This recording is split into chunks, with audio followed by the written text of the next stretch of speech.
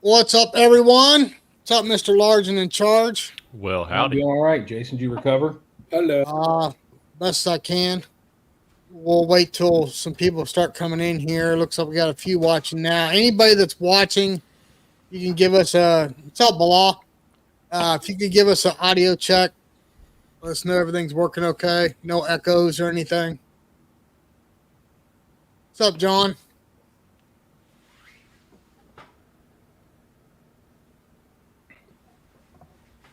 Everybody hear us okay?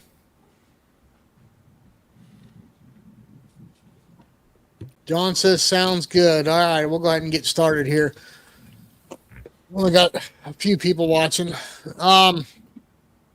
So real quick before we get started, I don't know if everybody heard or saw or whatever from the last podcast that we did.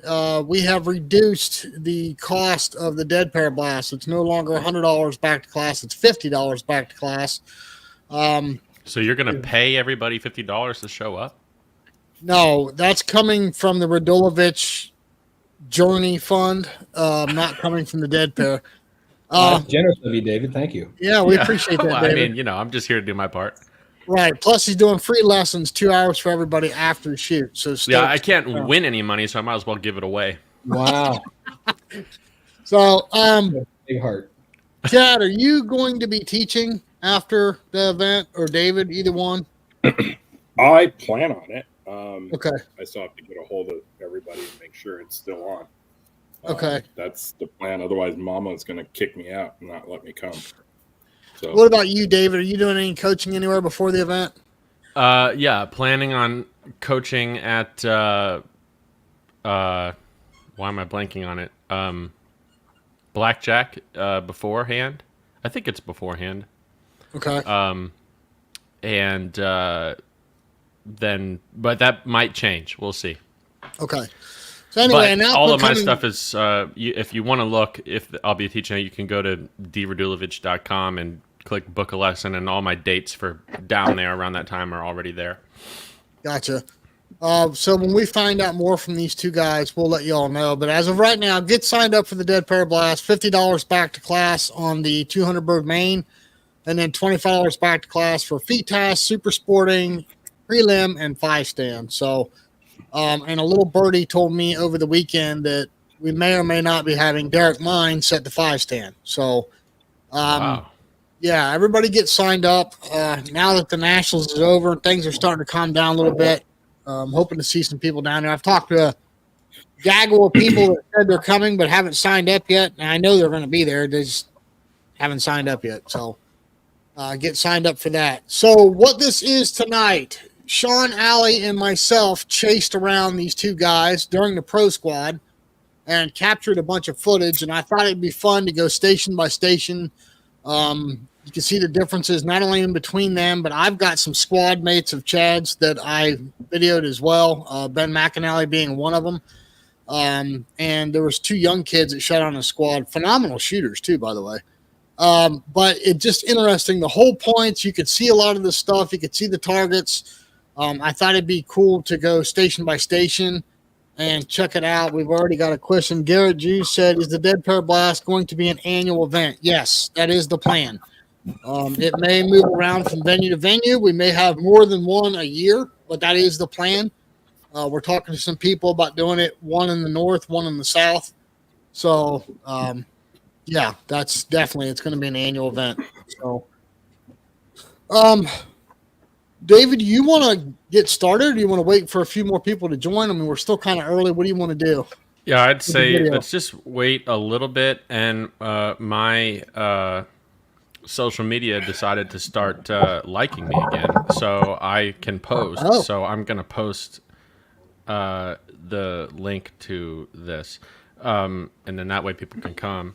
Well, while you're doing that, Sean, Well, you before and I, you say that, can you please text me the link that I need to share for people so Yeah, I can put it's it our- on there? it's our go ahead. YouTube live link. Let me give me 1 second, and I will do that. I don't know what if you guys have ever had this problem. I literally Facebook, Instagram, everything. I was trying to post things today, not just for this, but for TCN. And like I would post it, I'd click post, and it would say that it did, and then it wouldn't. It was just gone. I think I'm like banned. Maybe I like overused my yearly limit. I think I'm like banned. Hold on a second. Oops. Go ahead, guys. Sorry.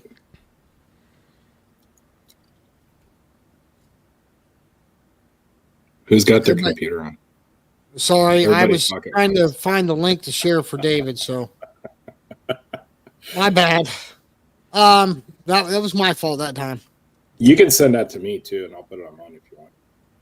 All right, guys, I just shared it. We might have some different people that like us. Yeah, because I don't want to share the link that where people will start joining. That would be funny. How many? It would be cool. Can we get on a computer? Start joining. Oh, somebody's got their stuff on again. All right. So anyway, Sean, while these two guys are playing with their social media, you and I shot. Now this, just so everybody knows, this is of the green course. This is during the Super Squad on Sunday. Sean, you and I shot that on Friday, I believe it was. Yes. We started on station 2 and then worked our way around. Neither one of us shot anywhere near what we should have. But that being said, given the circumstances, what was your take on the green course targets versus the rest of the course? Definitely a couple ticks higher than the red, yellow, and orange by far. Had a couple really nice spicy stations. Number 1, number 10, number 6 kind of gave me some fits there with those pair of true trap teals. But I was the first shooter, and I did it wrong, did it in the wrong order, so that was my bad. But yeah, definitely good targets. I mean, they're enjoyable targets. They were fun, definitely challenging. But there wasn't any gimmies on that station. There was a lot of gimmies on the other courses, I thought, in my opinion. There was none on the green course. Well, they made it spicier for a reason. It's very spicy. It's a spicy meatball. So, a spicy meatball. So, Chad, you were amped up before we started shooting, or before Probably you got before we started. started. Yeah. I didn't know Chad could not be amped. I've been subduing it for many years now, David, and I'm just finally deciding at 52 years old I don't give a crap anymore. So hang on, everybody. Rad Chad's in the house. So we did an interview. We did an interview with you, which we're going to play here in just a second, right before you got started. You could see the excitement in you. But you kind of noticed something. You were texting us today in a group text, and we'll wait till it gets rolling. You noticed something about your shooting. Do you think that was from AMP? You know, it's weird because when you're in the moment, it doesn't feel like it's like what was happening. But when I watch it on replay, I was like, holy crap. I probably need to readjust some stuff. And I bet in David's mind, it probably is the reverse effect. It probably feels really fast. And that's why he's even more slow in the external. I'm like the reverse of that. It seems like things, and it probably is for my racing, to be honest with you. It's just like when you're racing for 40 seconds for a world title, and you either got to win it or lose it. So you're giving it all you can. Yeah. And I think, and I know you felt this from motocross or even the big buggy stuff that you guys used to do. It's just so much adrenaline at once that, like an F1 driver, we just slow it down. You know, we're going so fast, but we slow it down. So when I'm racing around track, I don't feel like I'm going that slow. It feels like I'm out there for 3 or 4 minutes, you know, pedaling. Did we lose Chad? Yeah, froze already. In David's world. Oh, now he's back. I think in David's world, you know, from my observation, it's like the complete opposite. I think his brain is so fast, as we know, and he goes down 800 rabbit holes and is 1,000,000 miles an hour, and he can go at different subjects every second. I think in his shooting, he has to slow it down, and I bet what he feels internal feels really fast, but he doesn't realize it. Like you said, David, when you watched yourself of how slow you looked. So I think that's pretty interesting how the contrast of the two is.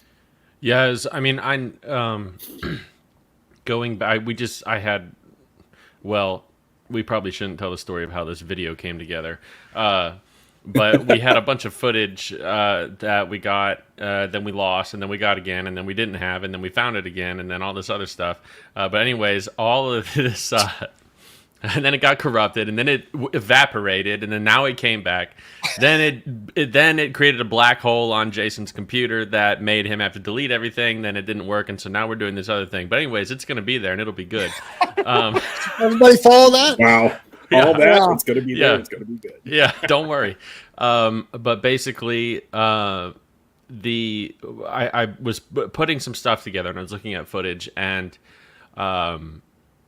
Jason's camera was filming in like basically 30 frames per second. Mine was filming in 60 frames per second. I used his video to create the settings for the thing that I was editing together. So I thought, because I'm watching the videos being put, like I'm editing these two different clips together from two different sources, and I'm watching Chad shoot, and then I'm watching me shoot, and I'm putting the clips together, and I literally was like, gosh dang, how do I fix these settings? Because it's set as like a hard 30 frames per second, which is making my videos at half speed in slow motion, because it's a 60 frames per second video being played in 30, and I couldn't figure it out. All the settings I was looking at were showing that it should be good, but then I realized that I was just watching myself shoot in real time. Oh my God. That is an honest to God true story. And it wasn't just, I'm not talking about the length of my pre-shot routine. I'm literally talking about the speed of everything, the moving the gun, closing the gun, unloading the shells, doing everything. It all looked like it's in slow motion. And I never realized, I've seen videos of myself randomly, but they're just short clips. And I've never really been able to watch, a whole round of my shooting. And I didn't realize, how slow everything is. Well, let's go ahead and start playing the video. We're going to start off, I think Chad's little interview we did right at the beginnings at the start of it, right? Yeah, the only thing I'm curious about is, I don't know if we share a screen. I'm hoping that the audio will go through. It should. I mean, we'll trust me, we'll stop you if we can't hear it. So Okay. That look on your face. It's telling me Dude. screen sharing is easier with two monitors. Well, yeah, no duh. Okay, let's do this. Okay. So I can still hear everybody. Yeah. If you can't hear this, can you hear it? no. No? No. I was afraid of that. Oh boy, David. Yeah, I don't think screen sharing allows you to... let me do something. Are you kidding me right now? Nope. David. Yeah.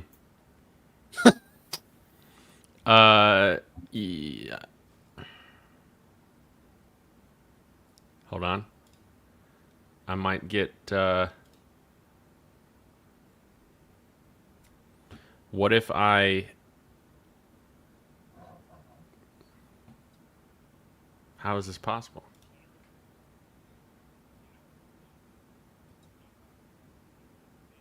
Nothing. Nothing? Nothing. Well, I guess we can just commentate then, because my videos don't have audio for this exact purpose. But if anybody's watching there right now and knows how I can source desktop audio into the stream, this is why I like OBS better than this whatever StreamYards is. I don't know if it's a setting in here that's a possible thing, but let me. You should be able to play it up on yours, David, and it popped through on your audio. That's what. No, yeah, I mean, you should be able to do it like by just adding. But see, this is such a simplified thing. I can't just add an audio source. It won't let me like include. You know what we're gonna do? We're gonna ask ChatGPT Oh boy. instead of wasting everybody's time.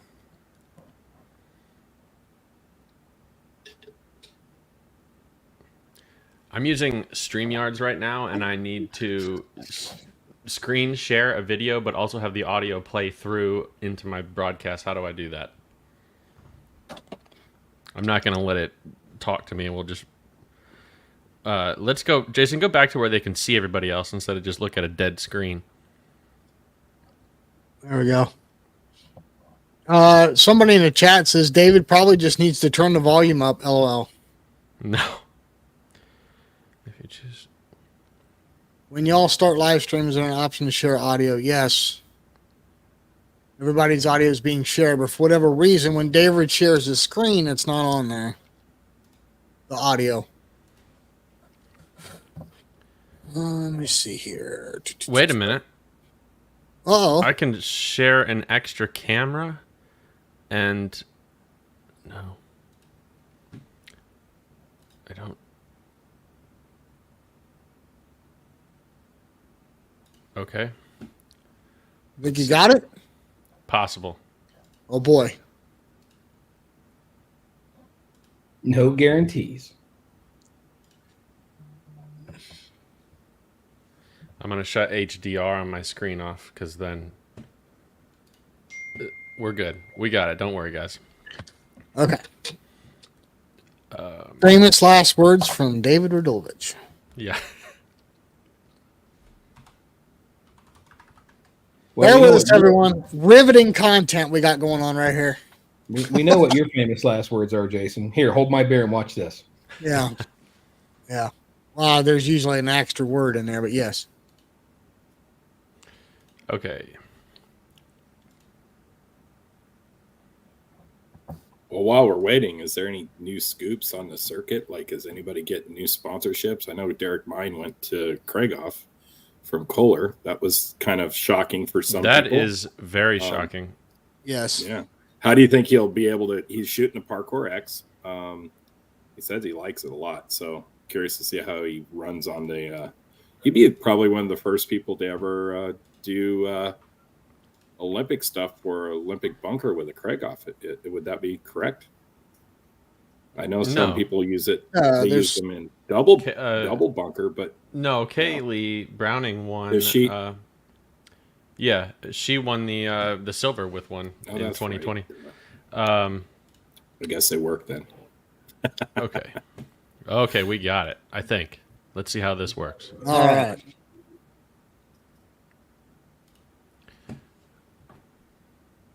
All right, let's hope.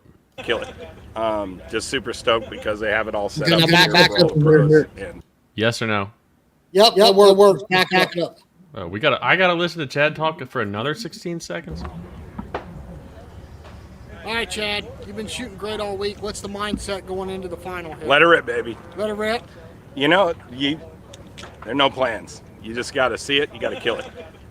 Just super stoked because they have it all set up here for all the pros and to kind of keep everybody away from us so it doesn't get too hectic like it has been in the last couple of years. But, you know, they allowed us to, a couple, 10 people to be able to bid on spots on the tour. And I figured, why not try to do it, just to get some experience. It's like taking a lesson from something. You can't, nobody in the coaching world can teach experience. So this is great experience for me, the kids on the squad that also were part of the bidding process or the auction. And it's just going to be just great. I'm super nervous. I feel like I'm racing again. But we're going to let it go. We're going to let it go. We're going to look at them and kill them. That's all you can do. Compare this, just one last question. Compare this to all the other years. Now you're on the Pro Squad, bought in, whatever, doesn't matter. You're on the Pro Squad. So compared to other years, finishing up on Sunday, what's this feel like? This is the way it should feel. Yeah. I don't know how else to say it. Everybody should have this feeling in this game if you play it. If you don't, it kind of feels like you're just shooting. It's the last round. You're just trying to get through it, get home, get out of here. And I'm ready to roll. And it's like, this is what we're here for. No matter what, winds start to pick up. Things are going to change. It could be a lot of different things. It's cooler today because the sun with some clouds and the wind. So I'm excited about it. I just think that this is the way it should feel. And I feel like a beginning pro racer again, going after the big dogs. It's cool. Regardless how I finish, it doesn't matter. I mean, I'm going to go in there and I'm going to let it rip. And if I zero out a station, I'm going to give her heck. And, and hopefully cheer on my team, which is my squad, and we're gonna have a good time. Well, hey, grip it and rip it. Have fun, my friend. All right, guys, let's get it. Ah! Okay, do you want to explain? So this is basically Station 1. This is the show pair. Yeah, and David, hold on, man. Yeah, go ahead. I just muted the screen audio on that, so that way I'll quit the echo. Everybody hear me okay? Yep, we're Okay. good. We're back. So, You're better now. David, when you, and I'm just going to leave that muted until we get to another interview part of Chad's, because it's creating an echo, David. Okay. But when you get to the show pairs here, and there's something important to point out, because I did an interview with Chad after Station 1, I want you to make sure and slow down the targets right there at the light pole, if you could, please. Sure, I can try. Should be able to just pause it. Should be able to see them. Okay. Chad's still talking. That's all he does. Oh, there it is. That's neat. That's like, Okay, can everybody see that? There's a MIDI in the front and then a full-size target in the rear. You can see there it is right, up in the corner. Yep, Yep. right there is a MIDI. And then look right above it's the MIDI, below it's the that's the Right. full size. Correct. The MIDI's above it. And then but look at the light pole right there. Yeah, it's very light poly. Now just So real quick, So you guys, that was a good station, by the way. I threw a Hail Mary prayer here. I went dead pair on the first one. This is hilarious. And on the second one, I went lost dead, but I shot the full size last. I literally was pointed at the tree and broke it about where the top of the cloud is on the right side. Don't ask how, but I did it. Is that because you don't know? Kohler, dude, that's what they do. Pray and spray. Watching this video, I can't It's believe 40 left. I can't believe how much different of a view that you got, Chad, on this, just shooting it basically 3 stations before me. The sun sucked on this station. I saw it. I was watching the replay today from the ProSquad the NSCA did, and I saw that when you guys were coming around the backside over on this side from 1 through 5, that especially on station I believe 3 or 4, the sun towards the end. So my plan here was to shoot late. Right there is where I was, and so the first pair I missed, and I was like, okay, I just didn't. I looked at it too early, so I let the eyes go a little longer, and then I pounded this pair, and then the next pair I missed the MIDI, and I hit the bottom bird, the big bird. So, the way I saw this, I wanted to shoot it early. I don't know what you guys got this video up right now. Do we want to stop? You want me to continue, or do you want to? Well, while you explain what I think we're about to explain. I got it. Oh, should I play the video? Well, you want to play the video, or you want me to explain? Well, you want to go for it and play the video? Yeah, first, play it. We'll play it, and then anything you don't say, then it. Yeah. Unmute it, Jay.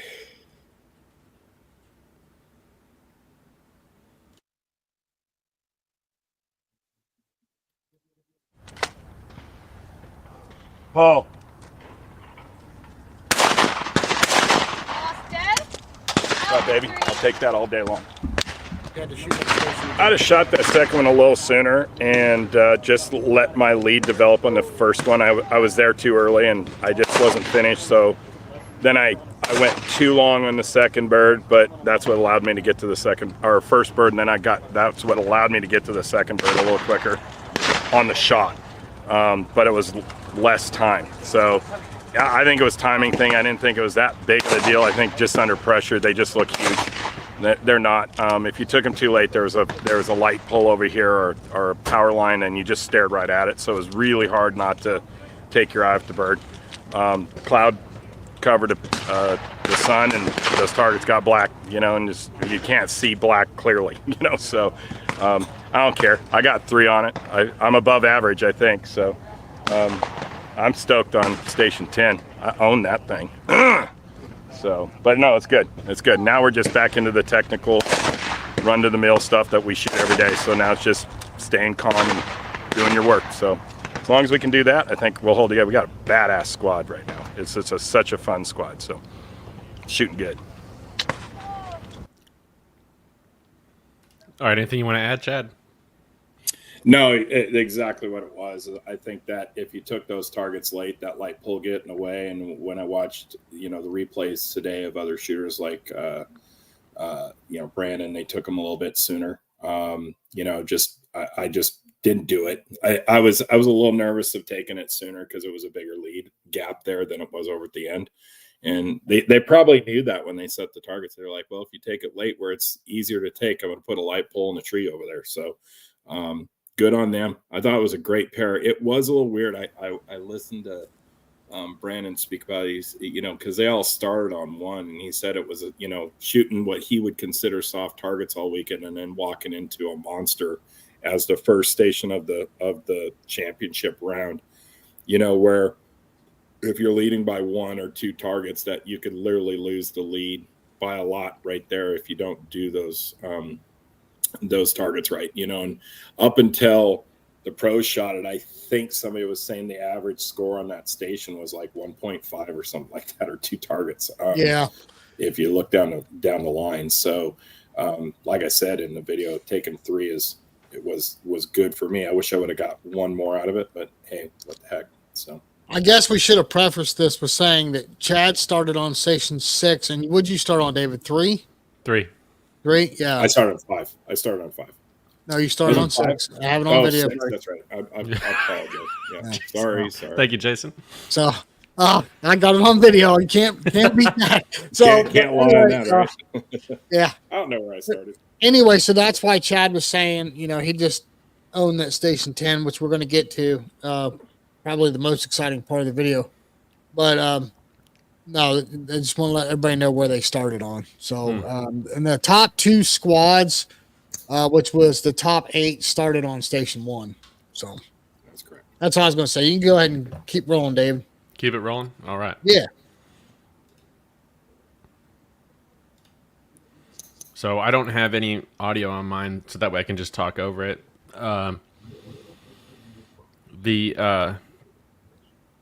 You'll see what I mean about thinking that I'm in slow motion. But you can also see, this was my second last station of the day, how terrible the lighting is. I mean, that's not bad footage of the camera. It's just dark. Targets are, you can't, it's not really worth seeing in the video, but I lost the pair on that, which is what I'm basically Was that your right. first pair, David? Yeah, it was my first pair. So I really was not nervous about this station at all when I saw it. I mean, I heard about it all week, but it didn't look challenging to me at all. I love towers. I wasn't worked up about it. And so I went up. That one was a lost dead. And, these are generally targets that are my absolute strong suit. So to go lost pair, lost dead, that's where you see me kind of stopping a lot because I really don't understand. I haven't yet figured out. I basically was 100% positive of what happened, of what I was going to do before I shot, and it didn't end up working out. So I'm taking a little bit longer to try to assess what's going on. And lost dead on that one. So I got out of that station with a 2. Dropped 4 birds, and up until then I was only down 2 targets, and that was my second last station. So one of the things I wanted to pick up on that, David, if you could hold on just one second. You had a drastically different hold point than what Chad did. I mean, by like several feet. Do you think that played a role in it, or is that just because of the way you shoot? No, I guarantee you we'll see that this whole video. Okay. All right. Fair enough. Yeah. You can go ahead and continue. Keep playing? Yeah, if you want, yeah. So why don't we do this? We'll just keep this muted, basically, and unless there's an interview, we'll just keep it playing. That way we're not pausing and that's fine. Starting. This was station 2. You could see like an outgoing trap, right to left trap tilt, and then a right to left chandelle.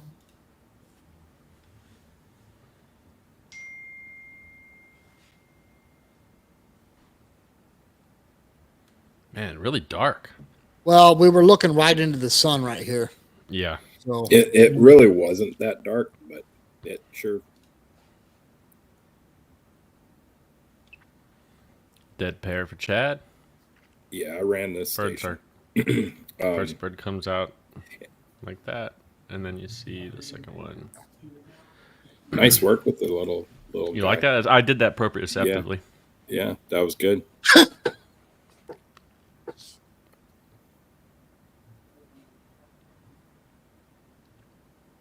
Was it? Did you chip that one, or was that a miss? Yeah, I chipped it back in, and then I Ah. just made sure I really finished the move. I Yeah. believe you ran the rest of this road, didn't you, Chad? I did. No, I missed 2 on 4. This one right here, or sorry, not this one, but the next one. I think 3 or 4 I missed. Okay. No, 4. We'll talk about that in a bit. See, David's running. move. So David does a lot of, that's like more of a maintained or collapsed lead to the layman person that's watching this. He's holding probably halfway back to the machine or to his kill point. Maybe not that far, but he's just letting the target come in and letting his eyes move the barrel and pull the trigger. And, and I've lived that way for a long time. I just think out of practice and out of, if you're not training it all the time, it's really hard to be confident that your gun's in the right spot every time and without looking at it or checking things. So I commend David for not shooting very much and still sticking. Yeah, not touching the gun since July. Right. Yeah, I shot a huge difference on this is break points. I mean, I basically the second that the bird is out of the tree on the second shot is when I'm shooting it. First shot is a little bit more aggressive, but the way that I like to shoot is just really heavily focused on starting in exactly in time with the bird, so that I'm allowing that huge space to kind of collapse, and it lets it kind of work in a way that makes it to where I can shoot a target really fast and early, but the movement is slow. And it just, especially, that was my last station there of the day. So this one is station 3. This was actually a fun station.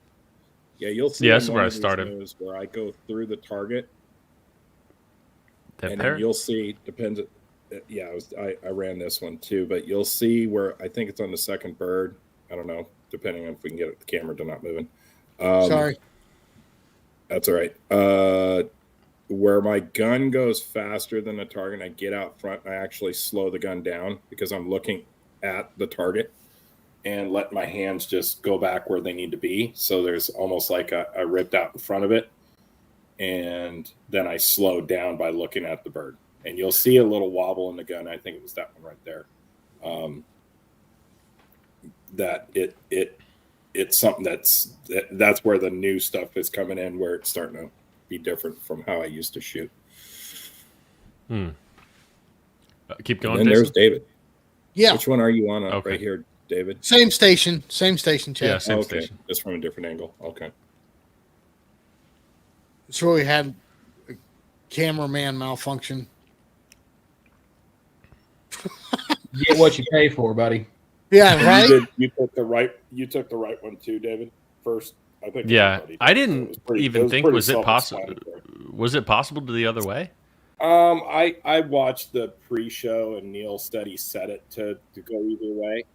Oh, no way. I actually took it the other way. Did you? Okay. I ran it. Yeah. Did you shoot the camera or shoot the machine on the drop over there? Because it sure. No, I took the. I'm trying to think. I took the left one on the rise, and then the right one was right there. So it was like a fast. It was a fast shot. So.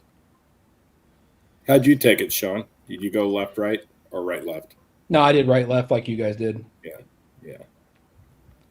And see, right here, you're not going to see much different from Dave and I as far as the end of the shot. You might see me move a little bit more because I'm starting closer to the trap, and just letting the target go by so it doesn't excite me, and then it's basically just chasing it down, letting the hands go where they need to go.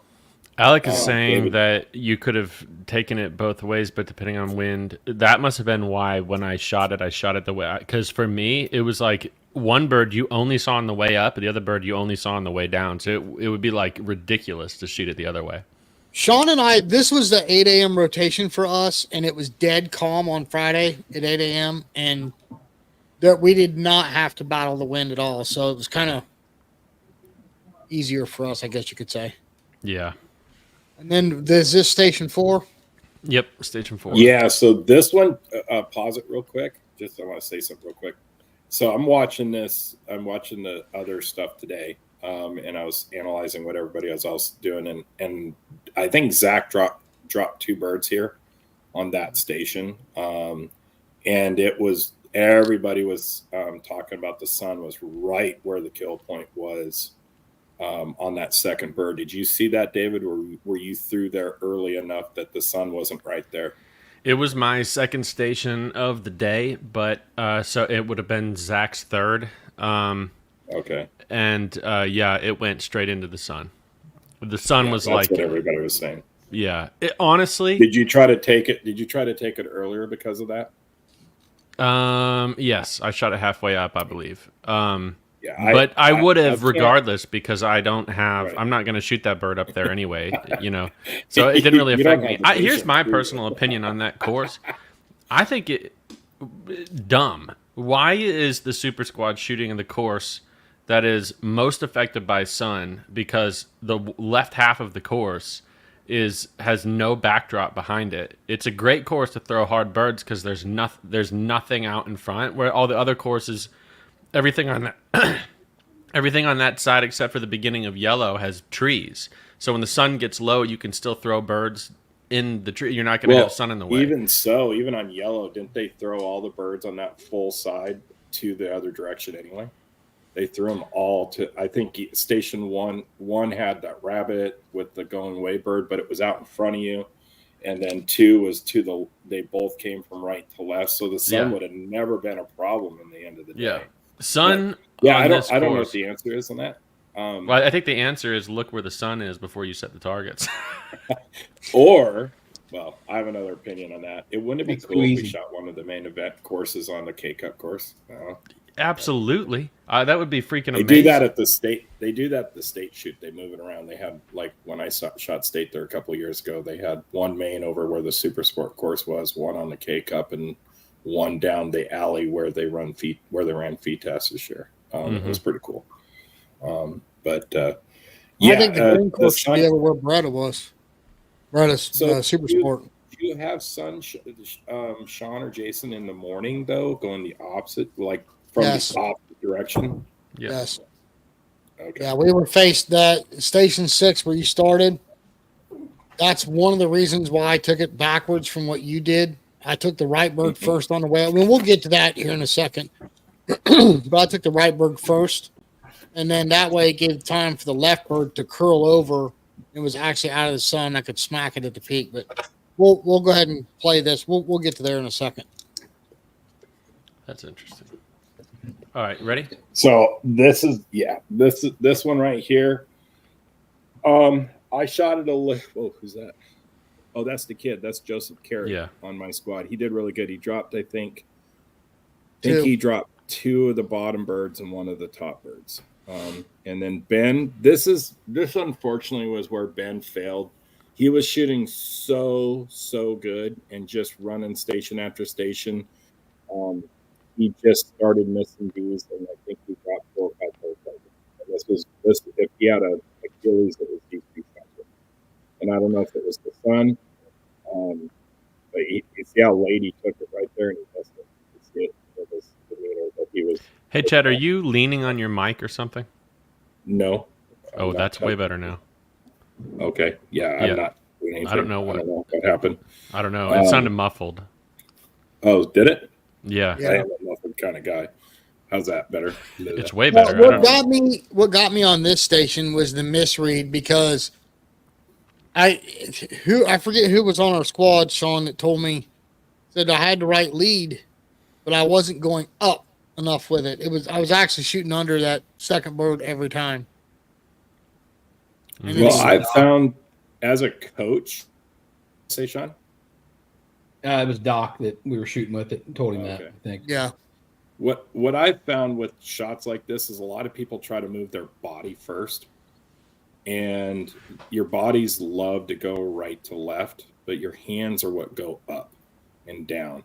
And if you lead, in my opinion, if you lead off with your body first moving, it's real easy to, especially if you're going fast with your move, it will pull the gun offline, even though you're trying with your hands to stay up on the line. So I've found to move my hands first and let the body follow on shots like this, so I stay up in the line. Again, this one got me 2 birds right here. I hit the first pair, and then I went dead lost, and then I hit the last pair, and I might have missed the first one. I can't remember, but it was that tree. That tree, I was just shooting it too late. I hit that pair. Dude, on your third pair, I thought you were going to shoot the tree. Yeah, I wasn't there yet, and I took my time getting to where I wanted to be, and that was not a good idea. So I told myself to shoot faster, and you can see that right there. I took it a little bit sooner. So, yeah, still learning some stuff with this new move of when to go really fast and when to let it rip. I'm curious to see. How did you do on this one, David? Did you run it?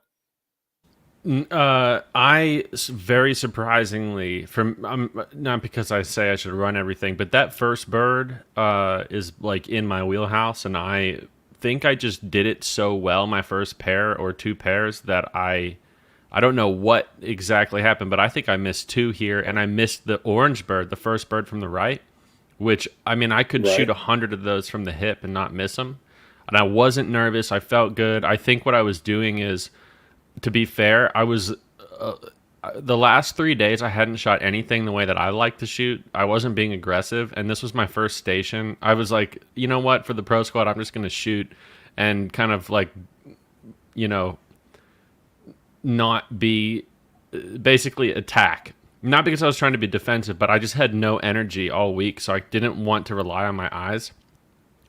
And so did you miss it on your first pair? Or no, I went dead pair. I smoked them both, and I think what happened was I got too excited to shoot the second bird that before I was actually finishing the first shot, I was already visually going to the second one. It's the only thing I can tell you, because mechanically everything felt good. This will be another dead pair. And then I started, I think I went lost dead, I believe. Or maybe just 1 miss. Do you remember, Sean? So I think you went lost dead, missed lost 2 dead on here. the last Shows 2. you missed 2. Yeah. Lost dead on the back 2. Yeah. So you missed the first bird. Yeah, I just got funny you know what? I do remember at this pair right here. Did you see what I did with my shoulder? Yep. I tried mounting the gun and it didn't feel right. That's the one thing I don't like about not shooting for a while, is that I just don't shoot enough. My gun, it just honestly goes all over the place. And it's not a issue of the gun. It's an issue of an inconsistency of me shooting. And so I went to go mount to get ready to shoot that third pair, and I didn't like where the gun went. So I tried to reset it. Didn't really like it. Reset it. Same thing. That's why I'm doing that. And probably that could have been why. Yeah. I also just noticed I shot that first bird way faster on my last 2 pair. I was probably about. Did you feel like you just shot too fast? Like when you saw it, you pulled the trigger? It never feels like I shoot too fast. A lot of times when I get dialed into a bird I'm good at, I'll shoot. I'll feel ready, and it feels like I'm in the shot for a long period of time, but it's really like a fraction of a second. I'll pull the trigger and miss because I didn't let anything develop, but it doesn't feel like that's the case. All right, this is station 5 here. Have a left, right, Sean down an incomer. If you look right in front of Chad, you can see the target coming. Now, I will tell you guys this. This is why I wore a hat that day. I didn't wear a hat the whole weekend, because right there at that shot, I was staring right in the sun. And I like to use the light or mid-light lenses. I don't like to go dark lens, especially with all the black in the background of where the trees were. So it was really hard to see that bird coming through behind that tree. So I wanted to be able to see some movement because I'm holding tight. If I could redo this station over, I'd just get to the front of it faster. I would have got it right about there instead of that 10 or so feet more, because that sun, even even on, and that was my last station of the day, and I got to run out a station, and I always try to run out the last station of the weekend. I was actually even telling myself that, is like, look, I've had a great weekend. Let's finish it out. So David, I want to see where you pulled the trigger on this one. This is going to be interesting because they didn't have a lot of you shooting in the Pro Squad on the videos. Yeah, Mark, so when you point right there, is that your kill point? Kind of. Sometimes it's really just trying to get a sense of what my posture will feel like. Okay, in that area, because that's it's within a few feet of where you're killing it. But see how far left he killed it compared to where I did, and that I guarantee you the sun wasn't a problem with you doing that. Right. This was my third station. Boom, right there. See, no problem. Yeah, and the sun was a little higher on you, but still you were right in the middle. Yeah, I don't remember the sun being an issue at all here. This is why it was challenging on the previous station, because it was like right in the corner of that tree. And so we didn't really, whereas you could tell when you were on the previous station, there was a lot of shade. Yeah, it was just starting to pop up where we were at. But whether it's I think people are missing it and will say it's the sun, but I also think it's the tree too, because peripherally you see your gun coming into an object and you want to slow down. And if you're taking it laid up there, it's easy to stop your gun or subconsciously stop your gun when really you think you're going to hit the tree and you're not going to. So now, David, are you sure it wasn't a game board Perazzi ejector combination problem going on there? For what? I didn't miss anything. I said a game board Perazzi ejector problem. Yeah, but you so said for problem everybody on the line. So for everybody on the line, David's gun. Here, pause that real quick so we can explain. It hasn't been oiled since he got it new from That's Perazzi. not it. It's oiled every station. So he's wore it out so long, and he doesn't clean his gun. It's probably got some crazy stuff going on in the barrel. That barrel is opened up, so basically it gives the ability for the shell to do whatever it wants to do when he fires it. And if you notice him, it usually happens on his second or third shot, which is when the gun gets warm. Then they really stick. And at least you can get them out with a shell now. You don't have to carry around your Radula stick. Yeah. No, actually, here's what everyone has no idea what actually is happening. So I'll just say it. Are we on a lag? Yes. Hello. Okay, yeah, we're good. It's not that my gun isn't cleaned. It's not that I don't oil it, and it's not that it's beat to hell. It's literally that, and if you guys don't believe me, I will go get my gun right now and show you. It's because of how much I've practiced with that gun over the life period that I've had it, which is about 10 years, that literally from the amount of shells that have been shot through it and the chamber having shells dropped in it over and over and over and over again, that the exact length in my chambers of the brass on the hull of the shell is worn out. And there's literally, you can put your finger in there and feel a ridge on the inside of the chamber where there's a line that basically everything above the line feels much wider than everything past the line. And it's exactly like 27 mils or whatever, the height of the brass. And so what happens is that it always happens on about my second or third station, not because the gun gets too warm and things stop working, but because every station that I shoot, I have to put grease, not oil, but grease in the chamber. And so that, because oil doesn't do anything, I got to put grease in there, because what happens is the width of the inside diameter is so big that any shell will expand in the chamber and get stuck. So I put grease in there so that it doesn't get stuck. But then after 2 or 3 pair, then the grease now has come out on my hands, and it's no longer in the chamber, which is why you see me wiping my hands a lot in between stations, because every time I unload my shell, my hands get greasy. And so it's not just me taking extra time in my pre-shot team. All of that stuff has to happen. The real answer is that the reason why it does that is because I can fix it but don't want to, because it's a perfect excuse to pass up the 20-second rule. And I carry multiple tubes of grease, one that I know will always work and one I know that will always not. So that way, if I want to go over 20 seconds on a pair, I just use the wrong grease. I watched him do it all day. Trust me, I watched him do it all day long. Rick says I dated a girl like that once. Nice work, Rick. Oh, all right. Let's Whatever you go say, on get a to new barrel. station 6 So here. this is my first station. I was amped. I was nervous. I knew what I wanted to do. I actually dropped 2 on my first station. I dropped 1 of each. No big deal here. It's just the way it works. Ben, I don't think he missed a target until we got to the rabbit station. So he was rolling right here. He did a really good job through all these targets. God, he was really fun to shoot with. You guys can see it's a true pair. Both of them are trap so deals. when I edited this, I kept some stations in where Ben was shooting because I wanted you to kind of talk about what you're doing when you're watching someone else shoot, Chad. First off, I just want to see, well, it's to have lots of steps, but I mean, realistically nowadays, what I do is I'm just looking at where they're killing the target. If it looks even close to what I like, and see if I like, especially on a true pair, like if they're killing it in a certain spot, do I like it there so I can shoot the other one? I'm a coach, so I'm seeing if their their stance is right or whatever. And then if it isn't, I know they're going to miss something. So yeah, I mean, I'm looking at it with my hands sometimes if I don't feel confident with the target. I think, do I miss one here? I think I missed the first one on this one. Yep, there it went. And then I hit the second one, and then I slowed it down. Yeah, I know why. I slowed it down on this one. I hit it, but now look where I took the second shot and I missed. I'm going to go back and watch that again. So I went way too fast on that pair that I missed the first one. Why do you hold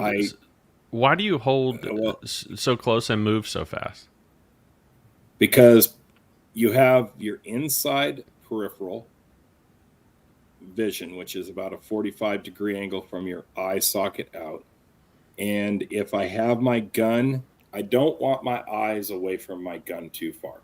Because if you're really loose in the gun, like everybody teaches you how to be, what can happen is if you're holding, like, say, for example, halfway out and your eyes are back of the trap, if you aren't super, super disciplined and have a lot of experience, and especially if you're being relaxed, your hands will start moving as soon as you get your center vision on that target.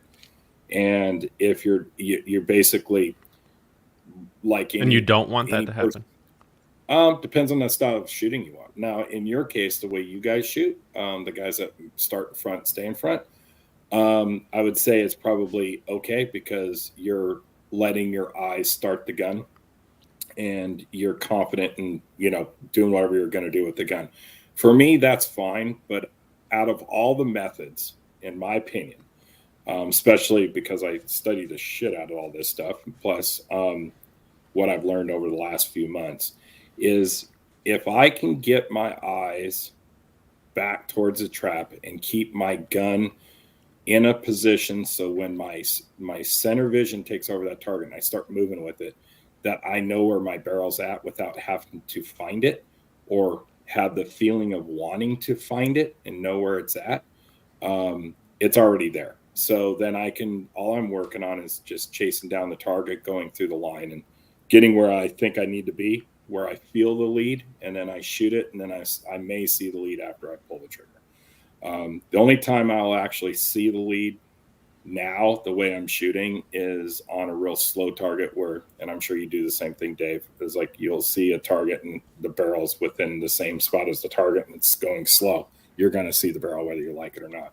So I've changed my hold point. So I've been a big, huge proponent of starting halfway back from the kill point or kill zone, the center of the kill zone to the machine, and being very exact about the move I'm going to make, the style of move I'm going to make, and how I'm going to make the move. And none of that's wrong because that's how I teach.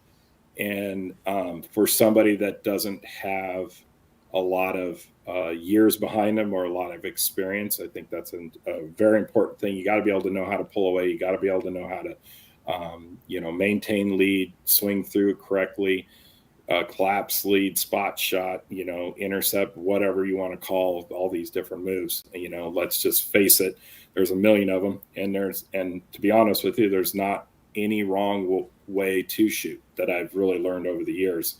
And every time I've ever thought about some way of shooting is the only way, I've been basically proven wrong by somebody that they have actually gone out and done something different and shot well. Whether they're tomahawking the gun and throwing the gun at a target, or pulling away like Anthony, or coming from behind the trap like I saw George do with the lasers once they put the lasers on his gun. So I wanted to not have, basically I wanted to figure out what was going on with my game, and I was working with actually Brandon. We were teaching in Cardinal Center and for a week, and we got to hang out every day and go to dinners and stuff like that. And he was watching me shoot, and the bottom line is he just flipped me around when we were shooting. He just told me, he's like, you need to stop shooting like you teach. I'm like, well, it works. Look at my students. They all kick butt. They do well. They've run a lot of shoots, whether it's nationals and different stuff in different classes. And he goes, but they're not you. You need to let go a little bit and learn yourself and change, or continue to, fail in some events and do well in others, and want to quit every time you want to shoot because you have no confidence. And so I just took the shackles off. I feel like I'm still learning the move. I feel sometimes I'm a little too deep sometimes, but what I'm trying to do is, as soon as it gets near my barrel, I can see everything clearly, and I can just go. And I see the target better. I know where I'm putting the gun better. And honestly, I just feel more confident doing it that way because I've always got the line. And that's really it, And I think, over the 4 days, my scores, if you guys look at my scores, they're not all that great, but I gained 9 targets from last year. And I haven't shot this well since 2019.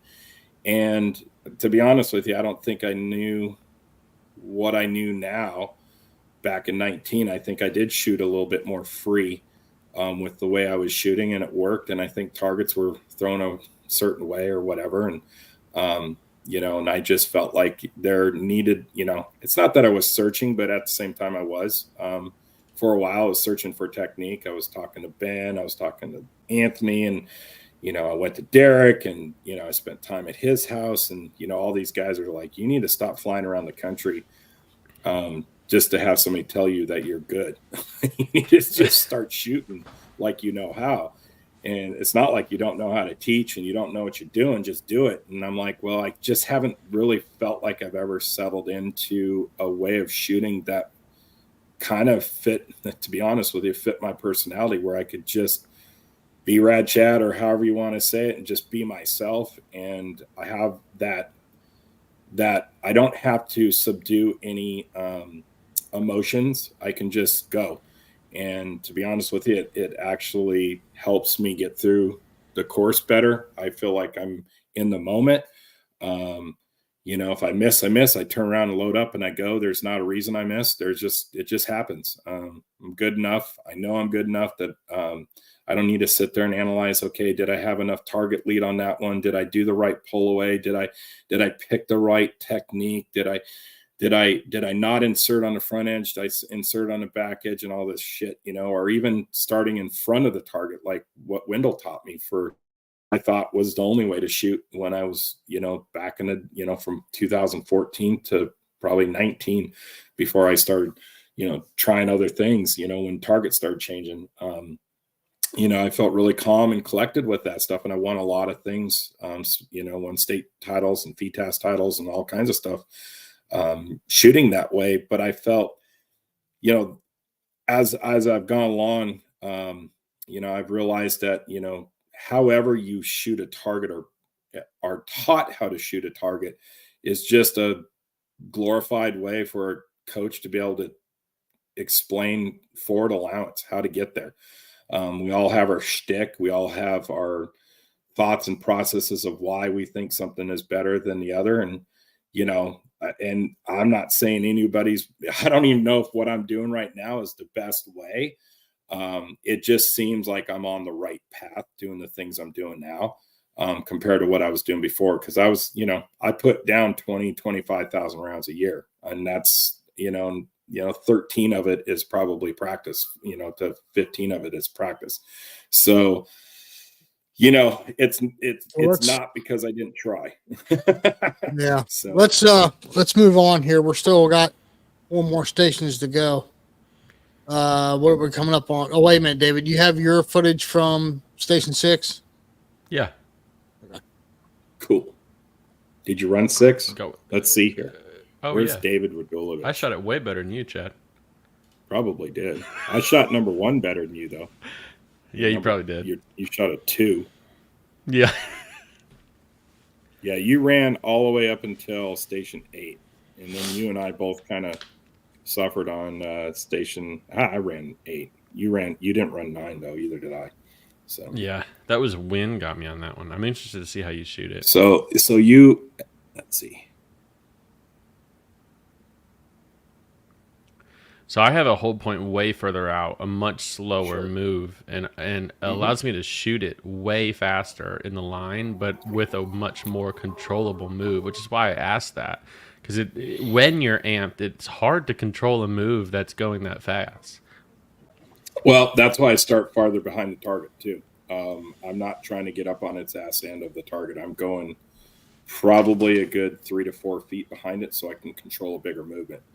And for what that means to people out in Shooterland, if you point at somebody's eyeball on the right side and go to their left eyeball, you can do it very slowly. But if you start going really fast, your hands will end up on the outside of their head. But if you do that between a person's shoulder, you can control that bigger move, even if you go really fast and look away. So that's just the areas where, I have to remember. The move is a little bit more for sure, but my eyes are not moving as fast, if that makes any sense. Not moving as fast as mine? My eyes are just on the target. My hands are moving faster. Yeah. Can we just talk about how I took the right target first and ran it? Yeah, I was first shooting the box, and I shot funny. it left. I smoked the first pair, and then I went lost pair, dead lost, dead, or something. I dropped like 4 targets on that freaking station. It was horrible. Yeah, I saw Kemeter shoot it the opposite way too. He shot right to left, and I saw a couple of the girls do it today when I was rewatching it. I didn't like it that way. I felt like you could absolutely attack that bird on the left way faster than the bird on the right because you can see the trap. I agree. This is an interview by Chad. If you want to unmute and play, Jason.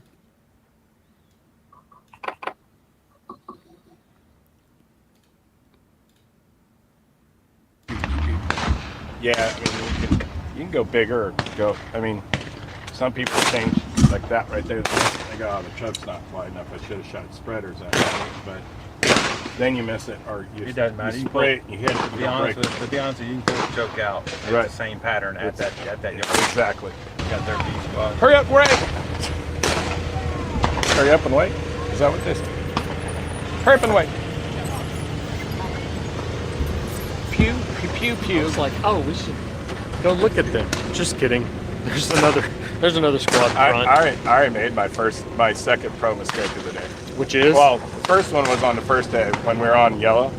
I was on 5 and I was leading 6, and I went on to the next course and was looking at 1 red, and I was like, oh, these look like good targets. Hey, where's my squad at? And everybody's around the corner like, oh yeah, we only go down to 5. But today, all amped out. I was out here at 2:30 thinking we shot at 3. Yeah. It's a little behind. That's all right. I got to watch Scott. Fine. Awesome. Okay. Camera right now.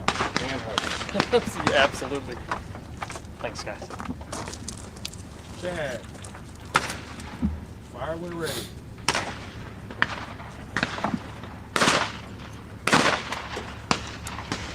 Well. Yeah, pair.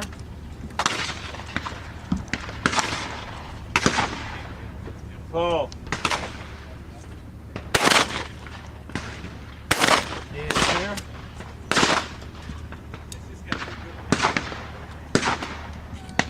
Pull. And clear. Final clear.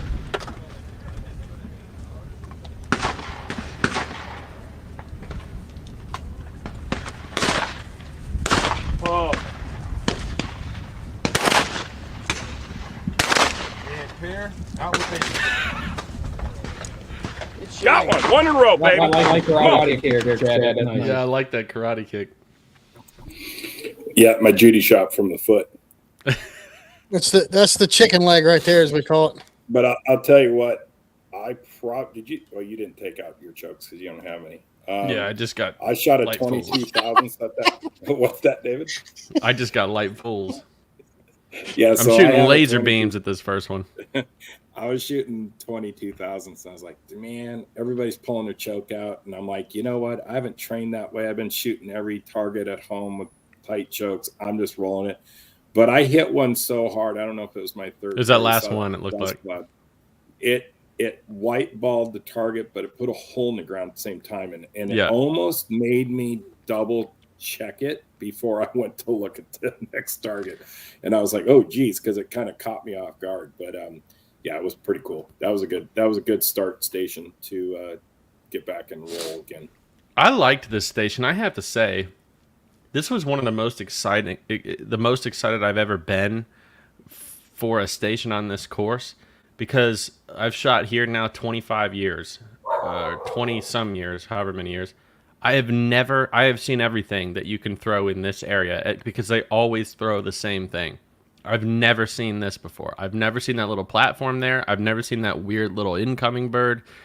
I loved it. I want to compliment the target setter, whoever it was on that. I thought that was uniquely Now, creative. 3 stations ago, you were cussing them, and now you're loving it again. So I'm just trying to figure this out. I thought they were good targets, just not. There's two things. It's not his fault that there's nothing you can do with the sun on this course. You know, when you're shooting a tournament that has 4 rotation times, and you're shooting until 6, from 8 in the morning to 6:30 at night, straight every day, there's nothing you can do. Hey, hold on a second, David. Before you start playing that, Alex says, I've got a weird one. Let me bring this up here. Alex says, I got a weird one. Watch my squad mate miss all the low ones because his eyes were looking at what he thought the lead should be, and his hands and gun were still tracking with the target. It's right there on the screen. Read it, brother. Well, I'm assuming it was probably Jay that he was shooting.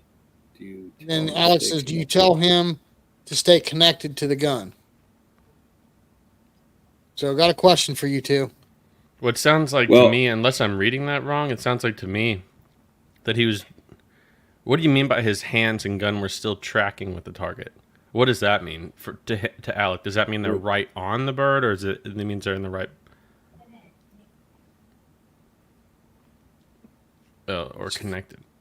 He said, or connected to the bird. Well, I would say not to... His eyes were looking at what he thought the lead should be, and his hands gun were still tracking with the bird. Alec, are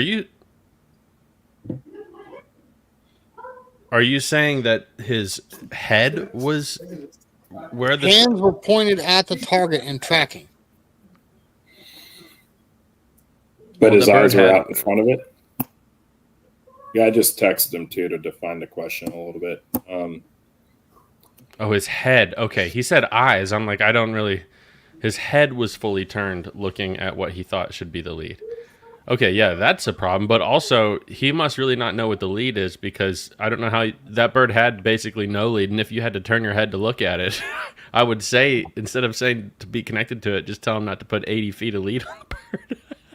In defense of Alec, though, we watched the squad in front of us shoot that. And how many, Sean, did we watch shoot a friggin' mile in front of that bird? Yeah, it was surprising. It's like, guys, it's right there. no lead. There's nothing. Yeah. I Well, mean, it's very basically, you similar could to aim like it a right rabbit. at it. Right. What's It that, was very Chad? similar to I said it's very similar to a rabbit. People think they need to put lead on a rabbit and they shoot in front. And I think this one I think it was just had enough speed on it that people weren't. I think they were losing connection. The people that I watched miss that target.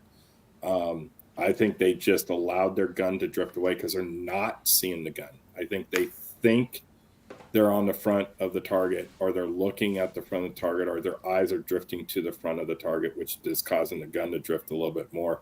And I think this is one of those targets. I don't know, maybe you see it differently than I do, David, but when you're looking down the gun is when I'm pointing at a target like that, I can actually see the barrel on the front nose of that target or on the middle of the target.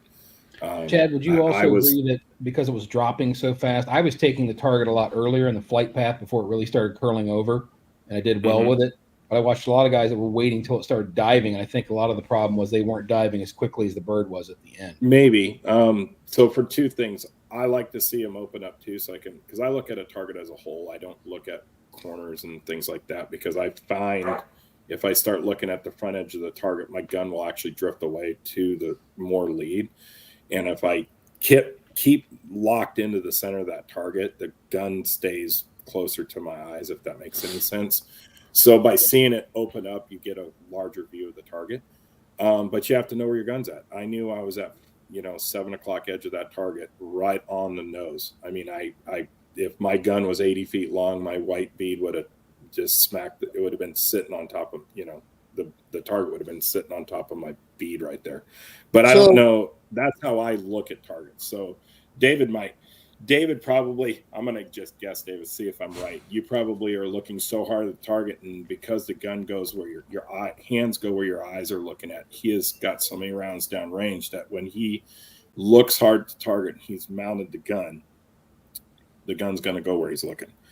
And at some point, your eyes will always pull the gun back to where you're looking. So there is a definition of what it is to look at a target. And I think this is part of it. You either have to have super uber barrel awareness on a target like that, or you have to have super good eyes to be able to not take your eyes off the target and make sure your gun hands are light and your gun will drift where your eyes are looking. But so David, David, you might have shot it earlier. I know you didn't quite have the expertise cameraman on you, but did you run this station? Can we see those targets? Yeah, actually, the place that Sean filmed this from, I'll give him credit, is a freaking awesome place to film it. All right, we're muting you and deleting Sean off the podcast right now. So this was was a great place to film because you can see everything. Yeah, I want to see it. Yeah. Just to let you guys know that Alec wanted to call in because he doesn't feel like he's explaining it well as far as what he was asking. So, but I said no. I said start typing. Is this thing muted? Yeah, okay.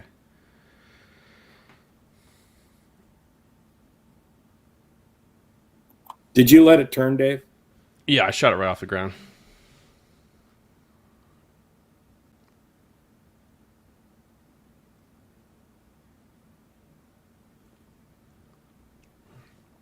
I wonder if this will play in slower motion.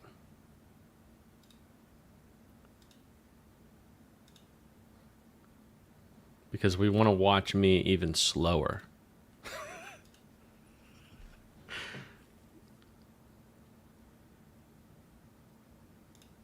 I had my mic unmuted. I said, you playing at quarter speed, it's going to take an hour to get to your pre-shot routine. Yeah, what I want to show you guys is you can't see from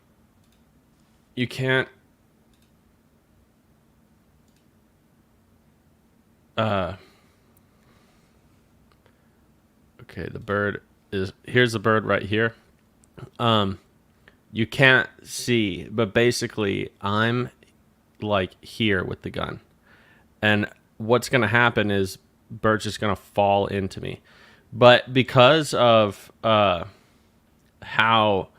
much vertical space that I have above my gun with my eye, because I have about, my gun comes right here on my face. I don't I don't not see the gun because of the amount of rounds that I've shot. I don't see the gun because of how the gun is fit to me. So I float everything big time because of the way that I like my gun fit. So even on a bird that has no lead, to me, this looks like it has about 2 to 3 feet. If I were to try to pay attention to that, I'm going to make one half comedic, but also very true statement. A big reason why I don't have to know where the gun is. I don't have to see where the gun is to know where the gun is because I do the same thing on everything for the past 25 years. So if I've done it that long and that many times on everything I've ever done, that's how you get to actually perfect something.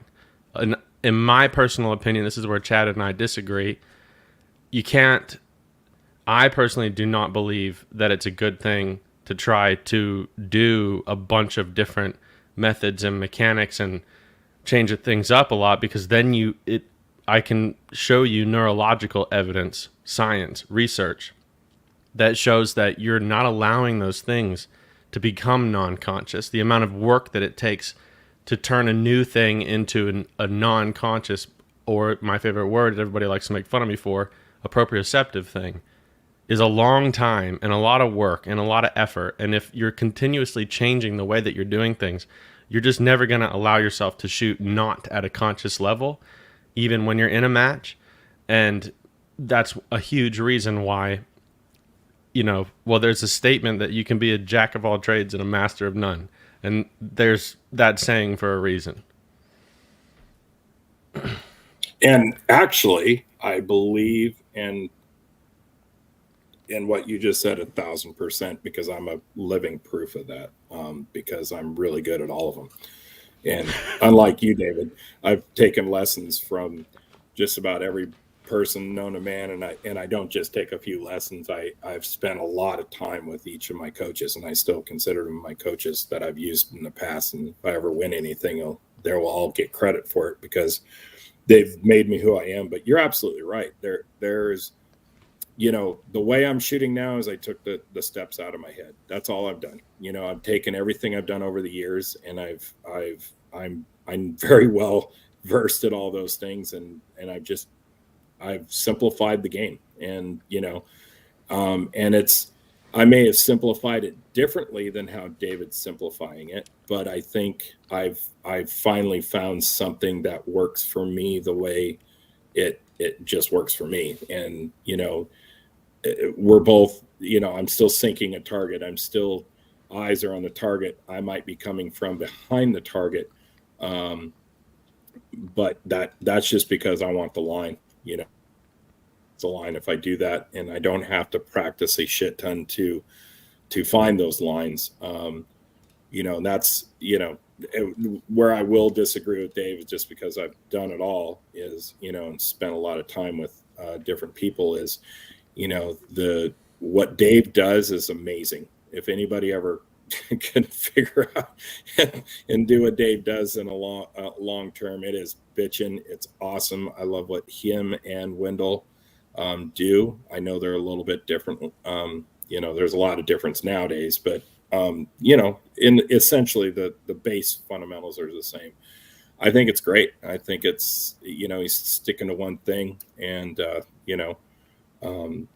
I think that's again why Dave and I worked so well together doing clinics, is because I'm very well versed in the other techniques. And then you got guys like Brandon out there that, what he has showed me is almost next levels kind of stuff. But in a way it's not. It's just it's a way of simplifying the game in that format, So yeah, what Brandon does is like the opposite of next level. It's like the oldest thing. He's just a freak of nature. That's what it is. If you look at my video, like what David's, when he showed how far he was underneath that target, if you look at my video and you look at how far I started back towards the trap, I'm behind that target the whole time, and I'm slowly creeping to where I want to be. And so again, do I see I've the got a barrel? question. Yes. Do If I you not? so, Yes. But uh, do you get in front of it before it starts to drop? yes. Okay. Yeah, Oh, yeah. because Now, I'm not. The goal of this move is not. I mean, if I have to go fast, I have to go fast. But the goal of the move is to not make any more than one speed move.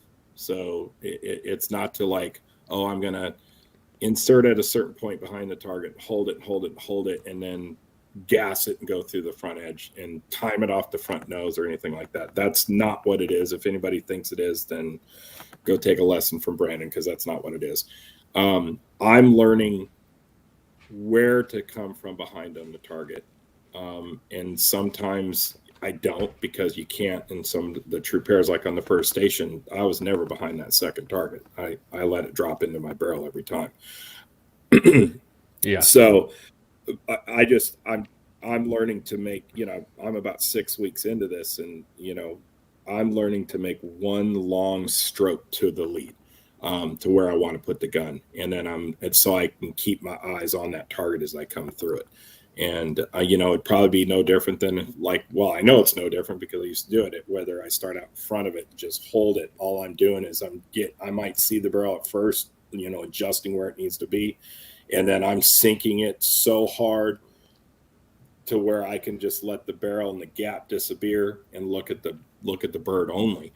I just find, to be honest with you, I have found that doing it that way and again, in my opinion, I just find to do it that way requires a ton of work. What does so what's yours and what definitely Brandon's explanation, but then if yours is different, I'm curious in that too. What's the explanation for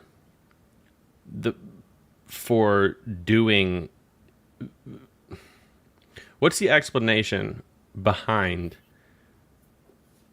the fact that if you come from behind the bird, that it allows you to keep your eyes on the bird better? I'm not sure your question. So are you there is no explanation about whether you can see the bird better. I think Maybe the usage of swing tool we can't hear you, Chad. Oh, there we go. The line is to always have the line. And that's the biggest thing and then once you're there, the eyes can lock on the target. And I think at the end of the shot, he's doing the same thing Anthony does. He's doing the same thing you do. He's doing everything. There's a sync. There's a visual connection to the bird. He's letting his hands go where his eyes need him to go. That's why sometimes it looks like he's brake checking out in front. If you watch Brandon, he'll look like he's coming out, and then he'll just stop, or actually come back to the bird. And honestly, I think what that is he doesn't even know he's doing it. I notice when I do it, because I'm very aware of what I'm doing, because I'm in conscious state right now, is it's when I get out in front, I'm relaxing my hands because I'm driving the gun, and then I relax my hand and I stare at the target. Well, if you take your eye off all the moving things are going to stop, right? They're going to slow down. Well, if I take my eye off driving the gun out in front, I look back at the bird, essentially in a layman's way of talking about it, the gun's going to go where it needs to go. And that means if it's fast, you go faster. If it's slow, you go slower. I mean, you could also say that I've seen Brandon drag out. Well, I saw him on the orange course on Station 10, drag those two blooper birds over the trees all the way to the ground. Yeah. But he's starting from behind, and he just, it's just one, it almost looked like he's on the bird, but he's not, he's behind it. But it's super hard. It's a hard explanation because I can't even, everything is, but it isn't. How's that? If you say, do you see the barrel? Yes. If you don't, but you don't. Is it swing through? Yes, but it's not. Is it maintained? Yes and no. Is it pull away? Yes and no. It's such a feel instinctual, yes, but not. Knowing where your barrel's at, knowing lead, yes and no. I think Uber, tons of shells downrange, just like you, David.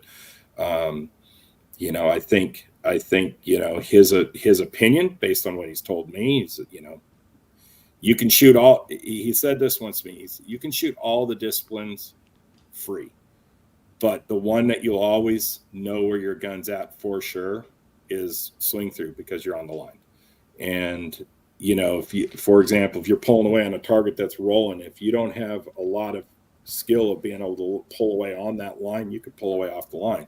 If you're out there in front and that target's rolling and you don't have uber good feel when you're out there doing a maintained lead, you're going to lose the line. So how do you swing through a bird and stay on the line? Why is that easier? Because your barrel's going through the line, David. You don't look at your barrel, so you wouldn't know how to do this. No, but what I'm saying is if the bird is curling and you're trying to swing through it in transition, that's not easier to do. Sure it is. No, it's not. It's an arcing make an line. upside down, smiley face, do whatever you're going to do. Proof's in the pudding, dude. Look at that's. I mean, I know look at him, Dylan Thompson. Who's the other person? Copeland. These guys are doing really well everywhere in the country. The difference is that there are kids.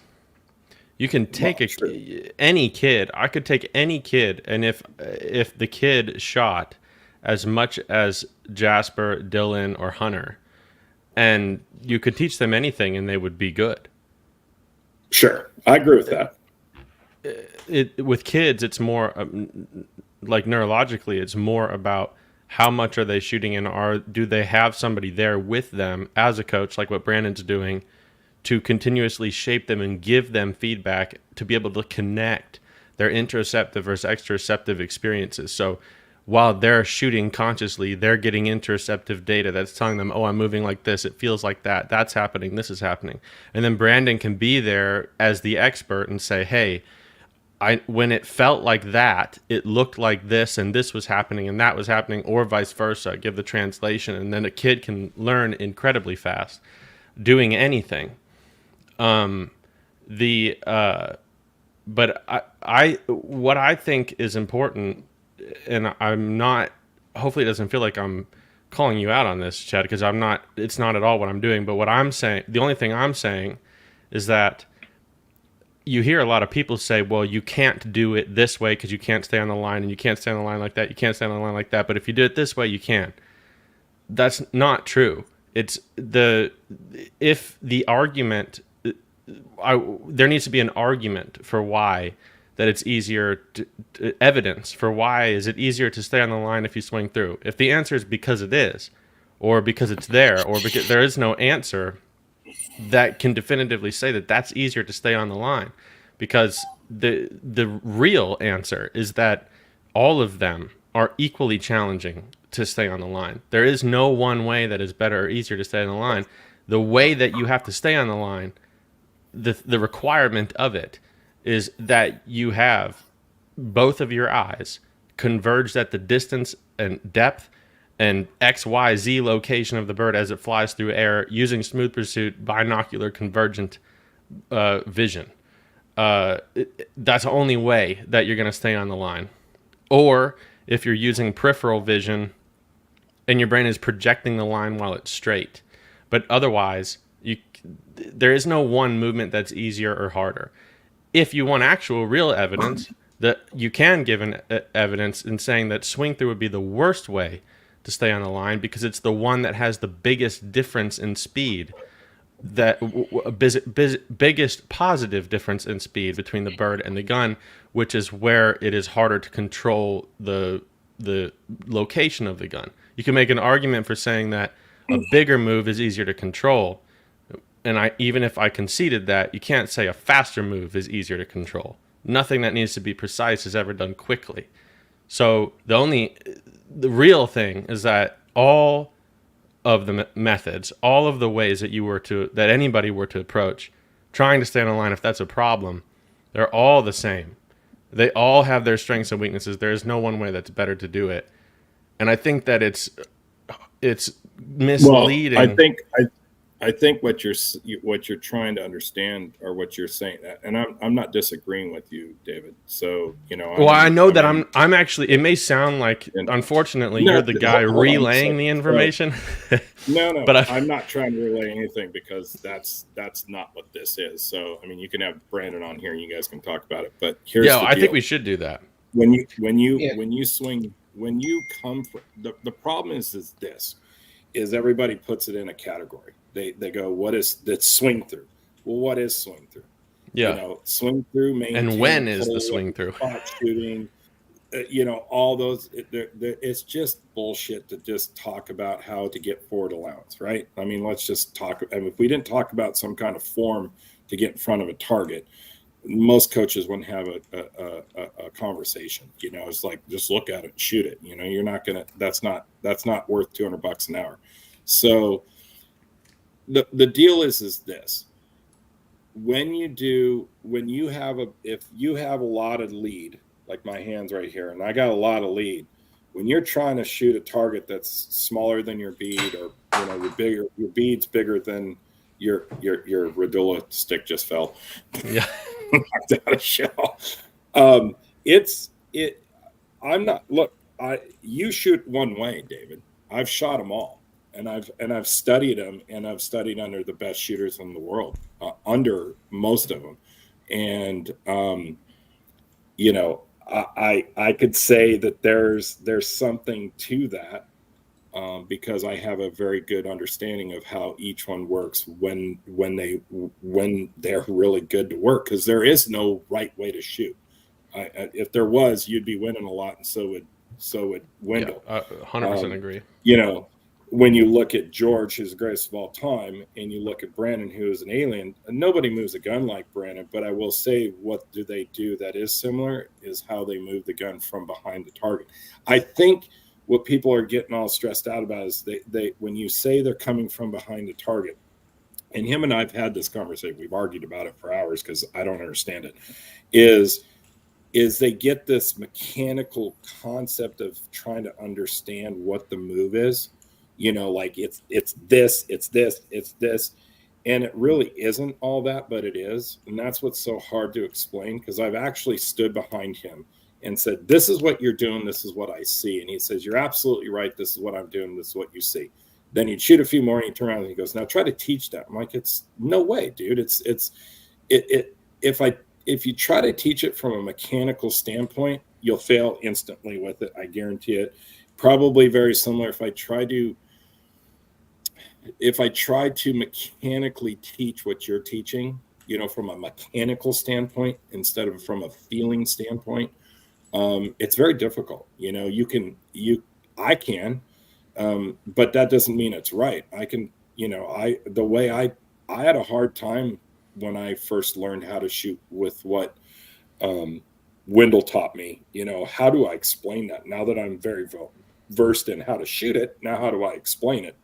And I had to come up with my own stuff that is not just about looking at the bird and starting some length in front of the target. I had to kind of, I'm using different concepts, and that's why I started studying lead so much. Not that I teach lead, but I teach how to understand what it is and what it, what it looks like without staring at it. And that's super hard because most coaches don't want to talk about that. We got time out. We got to keep moving on here. We're getting kind of too far down the rabbit hole on this. Okay, we'll continue.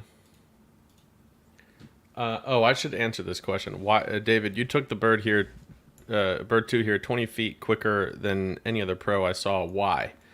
Because he's David. No, actually, there was a very specific reason for it, and we can see it in when Chad shot. Not because he did it wrong, but if it was anything like what it was for Chad, like it was for me, where everybody else was shooting it, I saw enough people miss it that it caused me to pay attention to something. And I didn't like how, let's see. Yeah, you can kind of see right in here, if we get a good view at it, that it's like it's kind of inconsistent in when the peak of when the apex or Those the suck. transition starts. Let's see. And basically, based off that wind, if you can see that the wind is blowing like in towards the camera. And so basically, you would get a very inconsistent incline on the bird. And I didn't want to mess with that in the middle of the line. And so I just shot it when it was as most under power as possible, so that way I could have the most consistent shot every single time. And I wasn't worried about how fast that it was, because you can't really see it because of the contrast, but there's barely a difference.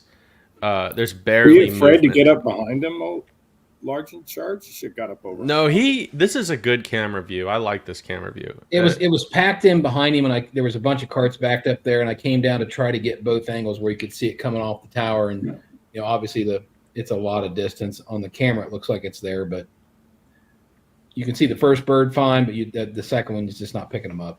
Well, you just couldn't really ever see the second bird until it got into the sky, and I'll follow it with my mouse.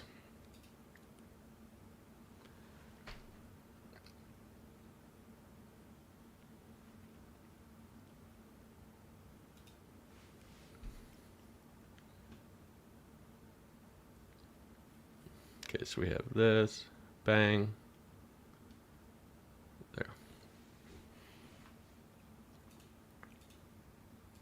Okay, but yeah, basically, long story short, it was a risky shot, but it was well, it wasn't risky for me. I do like those shots, but it was actually more risky to do it the other way, the way that I shoot.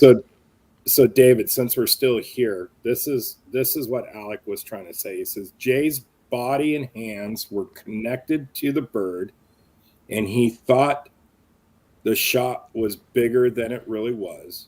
If he had trusted his body movement and pulled the trigger, it probably would have broke, but his eyes almost deceived him. So the question was, so do you tell him to fully mount to make sure his gun and eyes are connected when his eyes were giving him bad info? So basically he's saying that, he was unmounted.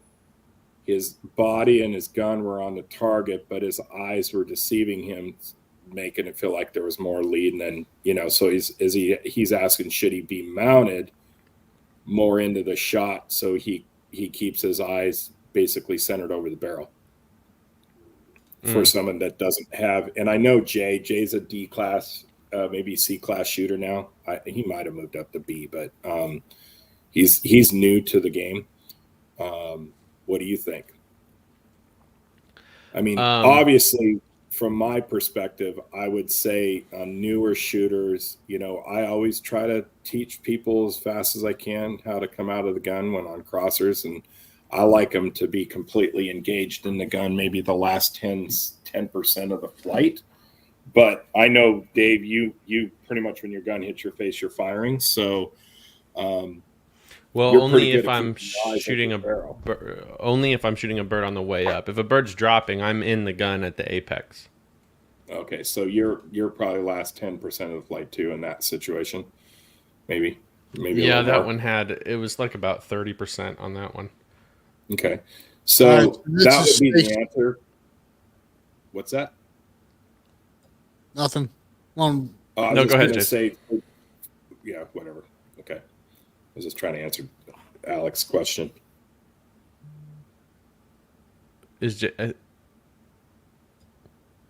No, finish what you were saying, Chad. Oh, okay. No, my answer to that would probably, because Jay's still pretty new, is probably come into the gun a little bit sooner, so he has a more of a conscious connection between the gun and where the target's at, since there isn't a lot of lead, so you can see where it's at, instead of getting a little loose with the hands. But I mean, eventually you'll want to be coming out of the gun so you can see the bird first before you engage it. So that would be me. What about you, Dave? My answer would be that I can't offer advice to somebody I don't know how. I would have to see them shoot I have no idea what their commonalities are or what, anything like that. What I would suggest probably would be something that would not be familiar to them. All right, so this is station 8. You got a left to right rabbit, and then there's a right to left quartering. It's kind of high. See if we can see him here. I zoomed in on it so we could see. There's the rabbit, and there's what speed are you running at? Holy cow! This is 1x.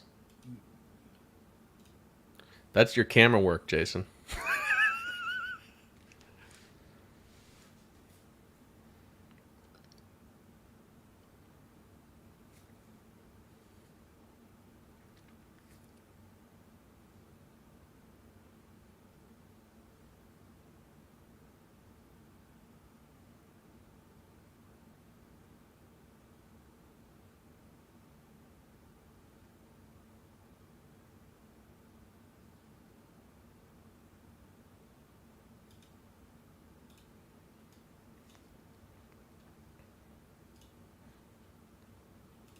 On it, just getting super confident, and smacking the heck out of them. And the harder I hit them, the better I just felt. I just could make a freer move. Simple as that. No, you saw I just loading and going. I knew where I needed to be. So shot enough of this stuff. So didn't have to measure anything, didn't have to look, didn't have to make any weird moves. Just get it and rip it. And luckily the rabbit didn't jump on me where I was shooting. I shot just before he hit that bump. I saw it jump on Mac McNally once, and but then he started thinking that jump was because he shorted it, and then he went in front of it. He was actually in front on both shots, so he missed. But that's the rabbits. For a lot of people think rabbits take a lot of lead, and I've tested them from 0 to 100 yards.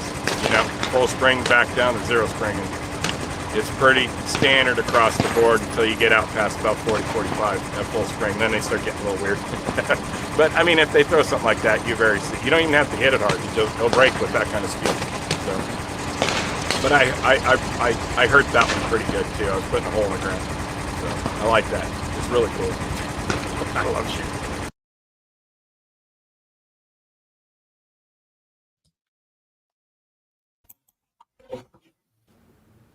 All right.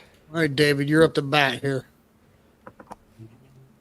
Did you run this station? Yeah.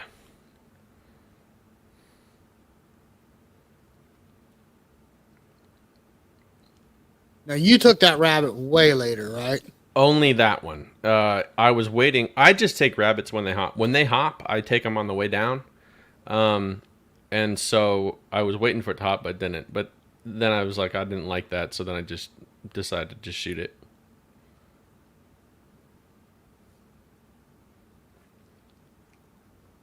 And this camera was focusing on the cage, and David, for some reason, I didn't realize it was not focusing. Yeah, nice camera work here. Nice camera work. So this is station 7, right, guys? Yes. Yeah. No. 7. 8. Station 8. 8. David dropped 2. No, I ran it. Well, then it's station 7. They must have the thing on that Station wrong. 8. Because 6 is where. Is this a 3-pair station then? No, 4-pair. Incorrect, David. I thought this was a 3-pair. No, it's a 6-pair. It's a 3-pair station. That's why you run it, because you got a 6 on it, David. Looking at the scores right now. I thought I already just shot 3-pair. I thought that was my 4th pair. 6 and 7 were 4 pairs. 8 was 3-pair. Oh. Yeah. And then 9 Yeah, and it says 10. 3-pair right there. So this one was interesting because I was first up, and I watched Grace Callahan and Kayla Wilgus and a bunch of other people shoot this, and the wind started messing with it, and I could not tell whether to take the top bird, the big bird, or the lower bird first. And what did most people do, Chad, when you were shooting it? When I watched the video back, they were taking high low. So the back bird, the front bird,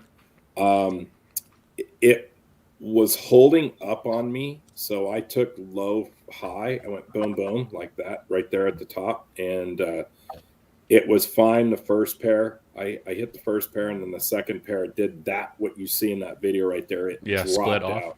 and That's what happened to it me. split up. It didn't hang high, and so did that once, and I went dead lost. And then I was like, okay, I got to change it up. So I did shoot it high, low, and then I missed one of the low ones. So this was my worst station. I think I missed 3 or 4 here. And that was just for guys and girls and everybody out in shooter land. When you're first up in the cage, I think what threw me off is I saw Grace shoot it one way, and I saw Kayla shoot it her way and miss 3 pairs, and then she shot it the way I started, which is low, high, and she hit it really hard. And there's another secret right there, Mountain Dew. Just kidding. Skittles and Mountain Dew will get you anywhere. So yeah, that one was tough for me. And I watched a lot of people Dutch. I saw Theo didn't do well there. I watched people Dutch pairs.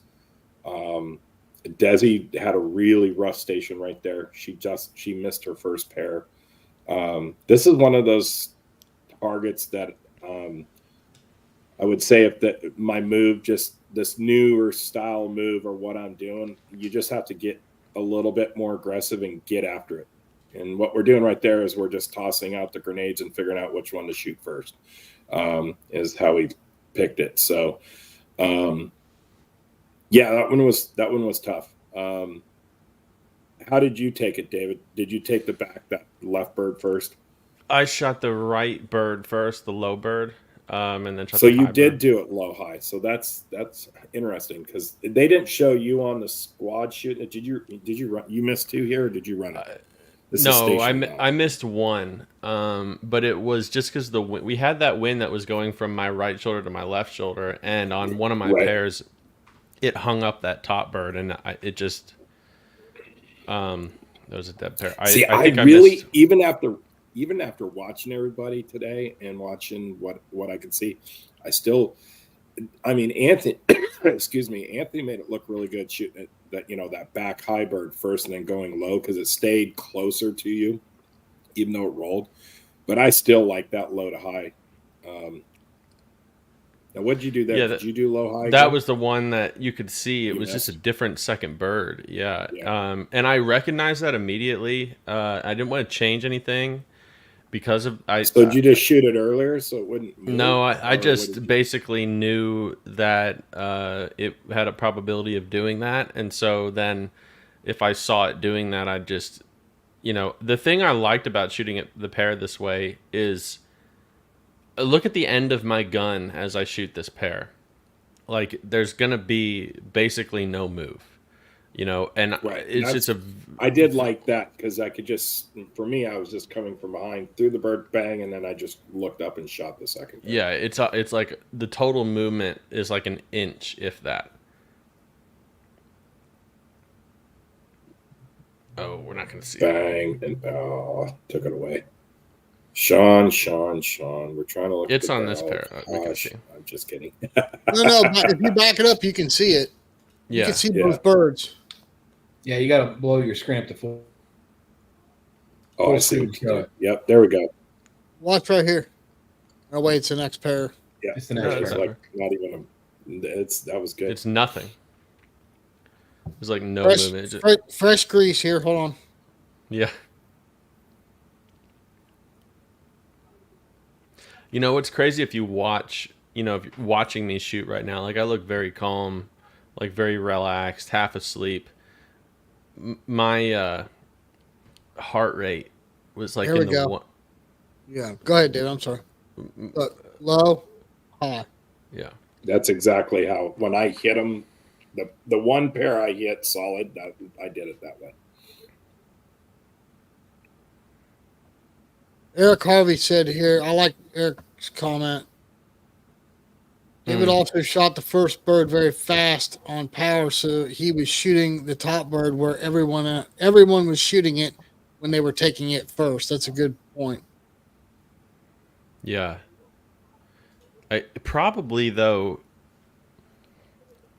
Basically, you're gonna shoot one of them fast. Like I basically didn't have the balls to shoot the back bird where everybody else was. To be fair, if I'm gonna be fully honest, is why I did it the way I did it.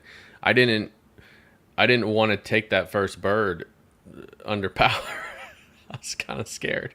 Watch. I did this for you, David, because I knew we were going to be analyzing this. Watch the eyes here. Mm-hmm. Very good. Okay, whoever's dog's barking.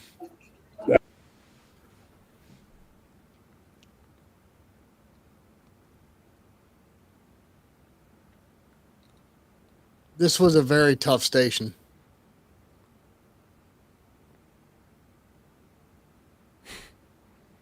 That was the money shot.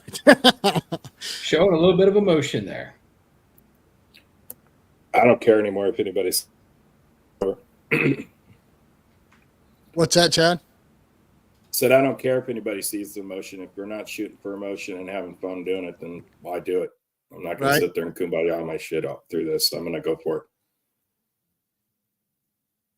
I mean, you definitely look like you use less energy, but I work better with energy. So I figured if I race that way, I might as well shoot that way. Yeah, I don't have. And you said something about your heart rate, David. Mine was at 135 the whole round. Yeah, mine averages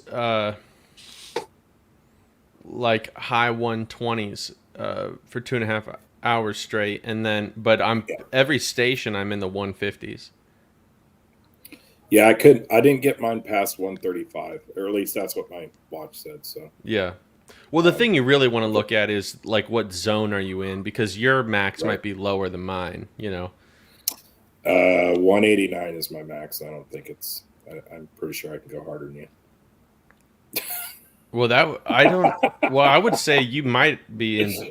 You might be higher because you're younger. Yeah. When I was racing, I was at 210 to 215, but that was also 15 years ago. Yeah, mine. I can max mine out. It's like 205. Do you want me to play this with sound, Jason? Yeah.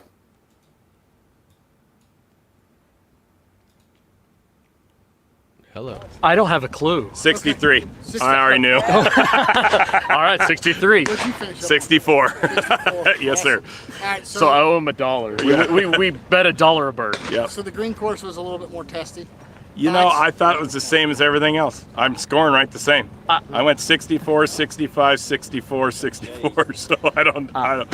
Yeah, I was gonna say I shot same. I agree with you, Chad. Mid 60s plus or minus. I think yellow was a test. That was. It was long, slow birds. Yeah, absolutely. This was more flow, a little bit quicker shots between them. But that long, slow developing targets on yellow was hard. That was for me. Well, and I was going to say the one that gave me the most satisfaction was probably orange. I thought that was a great mix. Just diversity. I don't know. There was a lot of feel good to orange. I know statistically red shot the softest, but. So 2024 Nationals, both of you were on the Pro Squad this year. Yes, sir. Thoughts on that? It's the best thing going. Sorry. That's all me. Yeah. I just think it's the coolest thing ever. I can't say enough great things.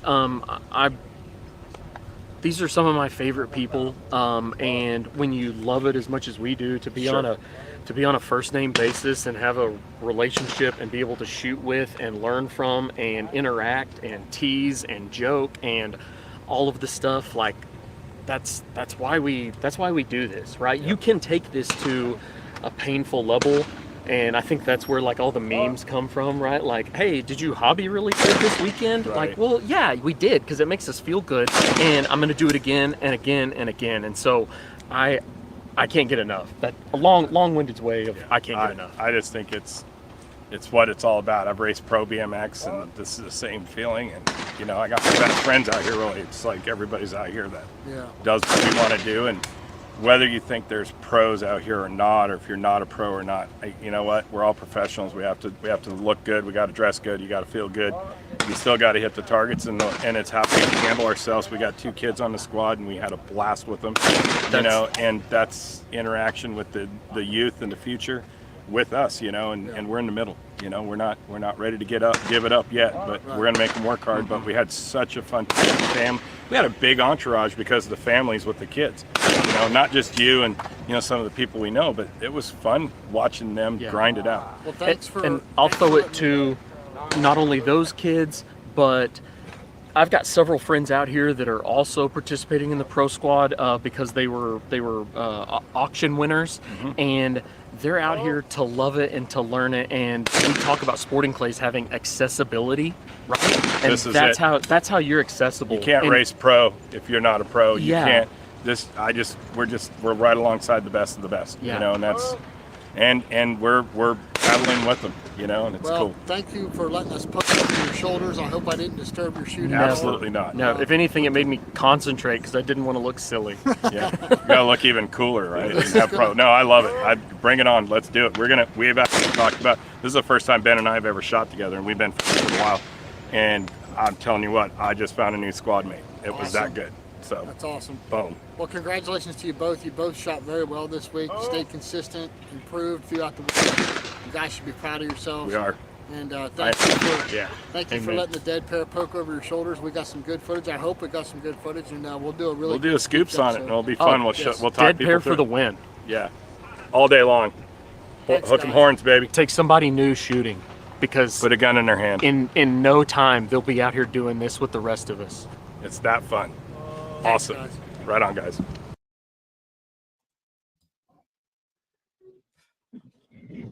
Sean's got a sidekick joining in there. It's time to go to bed. Come on, let's go, guys. That was pretty cool. I hope everybody got a little something out of that. I mean, both David and Chad gave some pretty interesting insights on this. So, two different ways of shooting, two different ways of looking at it, and pretty cool, really.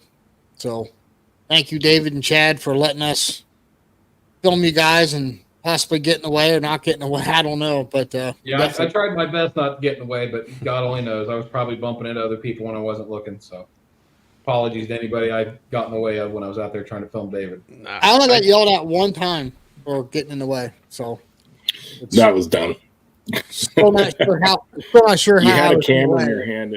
You would think that was pretty self-explanatory that you're going to be filming somebody, but whatever. Especially when I was 30 yards from the cage when that happened. So. Right. Dang. Right. Yeah. But it happens. No, look, I know David and I went down a rabbit hole about shooting techniques or whatever.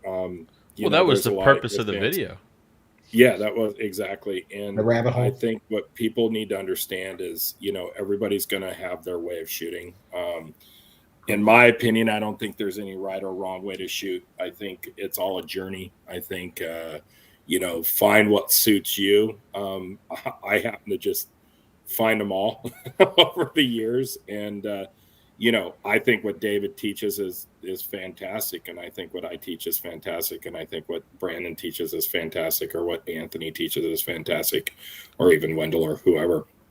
So I think find somebody that you're I think you said this. I'm saying I think a lot. I apologize, everybody. But I want to believe that David said this once is you talked about being a coach and an instructor, and we like to be coaches because we want to connect with our students, and long term, and because how each person is. I think this is where I'm really fortunate with knowing all the different styles of shooting and stuff that from every person that is behind me is told me other way to shoot. So I think every person, not everybody's going to be the same. Between their personalities and how they are as a person, is if you can find a coach that you can connect with on a personal level, obviously you get a friend out of it, but you also get a long-term thing that hopefully that coach can put you in the right direction to get the most out of the potential of you, because every person, I've worked with both of you guys, and I've worked with David actually, and it's every person has their little tweaks and groans and moans and that we've had to work on that's separate from somebody else at the rate that they even learn, so I've had to do some different things with different students just because of the way their brains work or the way they are personality wise, or even physically. So, David, you've mentioned that you've had to do everything from kiss a student's butt to scream at them. Yeah, Yeah, every person requires a different touch, and that's the goal of a coach. Not only to figure out how best to communicate to somebody, but to learn how your student learns, and then to basically teach them through that filter. If you can't do that, and I don't mean like just the simple thing of communicating in words or showing them with your gun. I mean, literally, like, you have to be able, coaching is a give and take. And the take that the coach takes is feeding off of paying attention to what's a hit or a miss with that person and understanding their strengths and weaknesses and their capabilities and the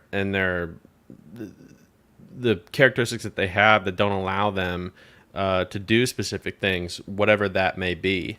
Some people's things are more straightforward than others because, it's something about how their eyes work or their, the way that, I mean, literally I have a student whose whole back is fused together so he can't move his neck or his back. So that's totally different, physical things. But then other things are like what Chad's talking about, which is really important, that if you were watching the TCN thing, on the first night, which you can go to the Champions Network website to see, he was talking about how, he's just letting himself be himself. And if you look, and that's the one thing that I think was so cool about this video, is that relatively the same score between me and Chad. But if you watch Chad and you watch his body language and you watch his external physical energy, and then you compare that to mine, it's literally the complete polar opposite. Inside our heads, it's probably also different. I would bet you that in Chad's head, he's very calm and focused. And that's probably a little bit why externally, I may be wrong, Chad, but that could be externally why there is so much energy being shown and worn. That's exactly it. Yeah, and for me, it's the opposite. That's what's funny you say that, because that's exactly what Brandon picked up on with me. Yeah, you can see that when you're. Yeah, you can't do what you're doing and not be that way because of the quickness at which you're able to, when you miss, you're immediately calling pull for the next player. You're not taking much time in between. That's evidence of, basically how linear your thought process is, controlled that it is. Whereas for me, I'm not amped mentally, but I'm not as controlled mentally. And so I have to put so much the effort and the energy that you see on Chad, you would read for me if there was a transcript of my thoughts. But because I have to exist in that world so much and put so much effort into it, nothing is shown. And so that's a perfect contrast in, like, if you have people as a student, or if you yourself see more of yourself in the way that Chad shoots or more of yourself in the way that I shoot, you're going to need to do different things. If, evident by Chad talking about it on the Champions Network interview on the first night of Nationals on Thursday, him trying to suppress that externally has made it harder for him to shoot. Me, if I try to physically amp up and go faster, it makes it harder for me to shoot. And so if you have a coach, or if you're searching just by yourself to figure out how it is that you need to shoot, understand those two polar opposites in the fact that you can't emulate a single person. It won't ever work. Especially, it may work a little bit, but the best thing for you to do is learn yourself and whatever blend of that is, whatever blend of it that is you, that's the version of you that you need to shoot. And you just need to basically put as little effort into changing how you are when you're shooting, and just let everything be intuitive and put all of your focus on the actual shooting.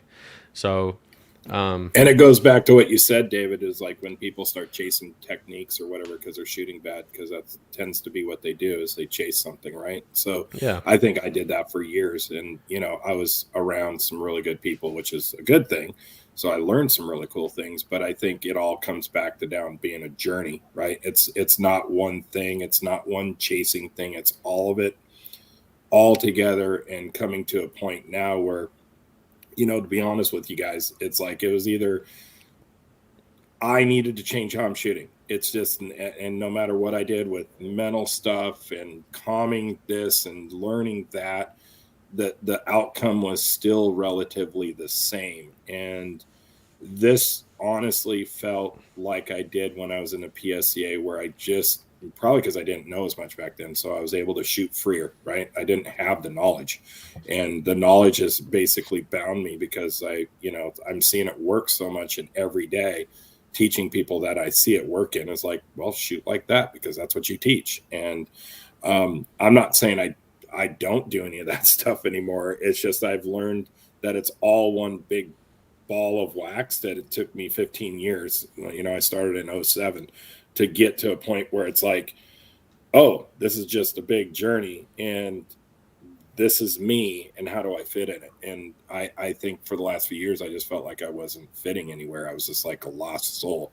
I'd have moments, and, Jason and I have talked about it a bunch, about not believing in myself. And it wasn't that I didn't believe myself, in my opinion. I just felt like it just kept getting the teeth kicked in. It's like something was, I was bashing my head against a wall.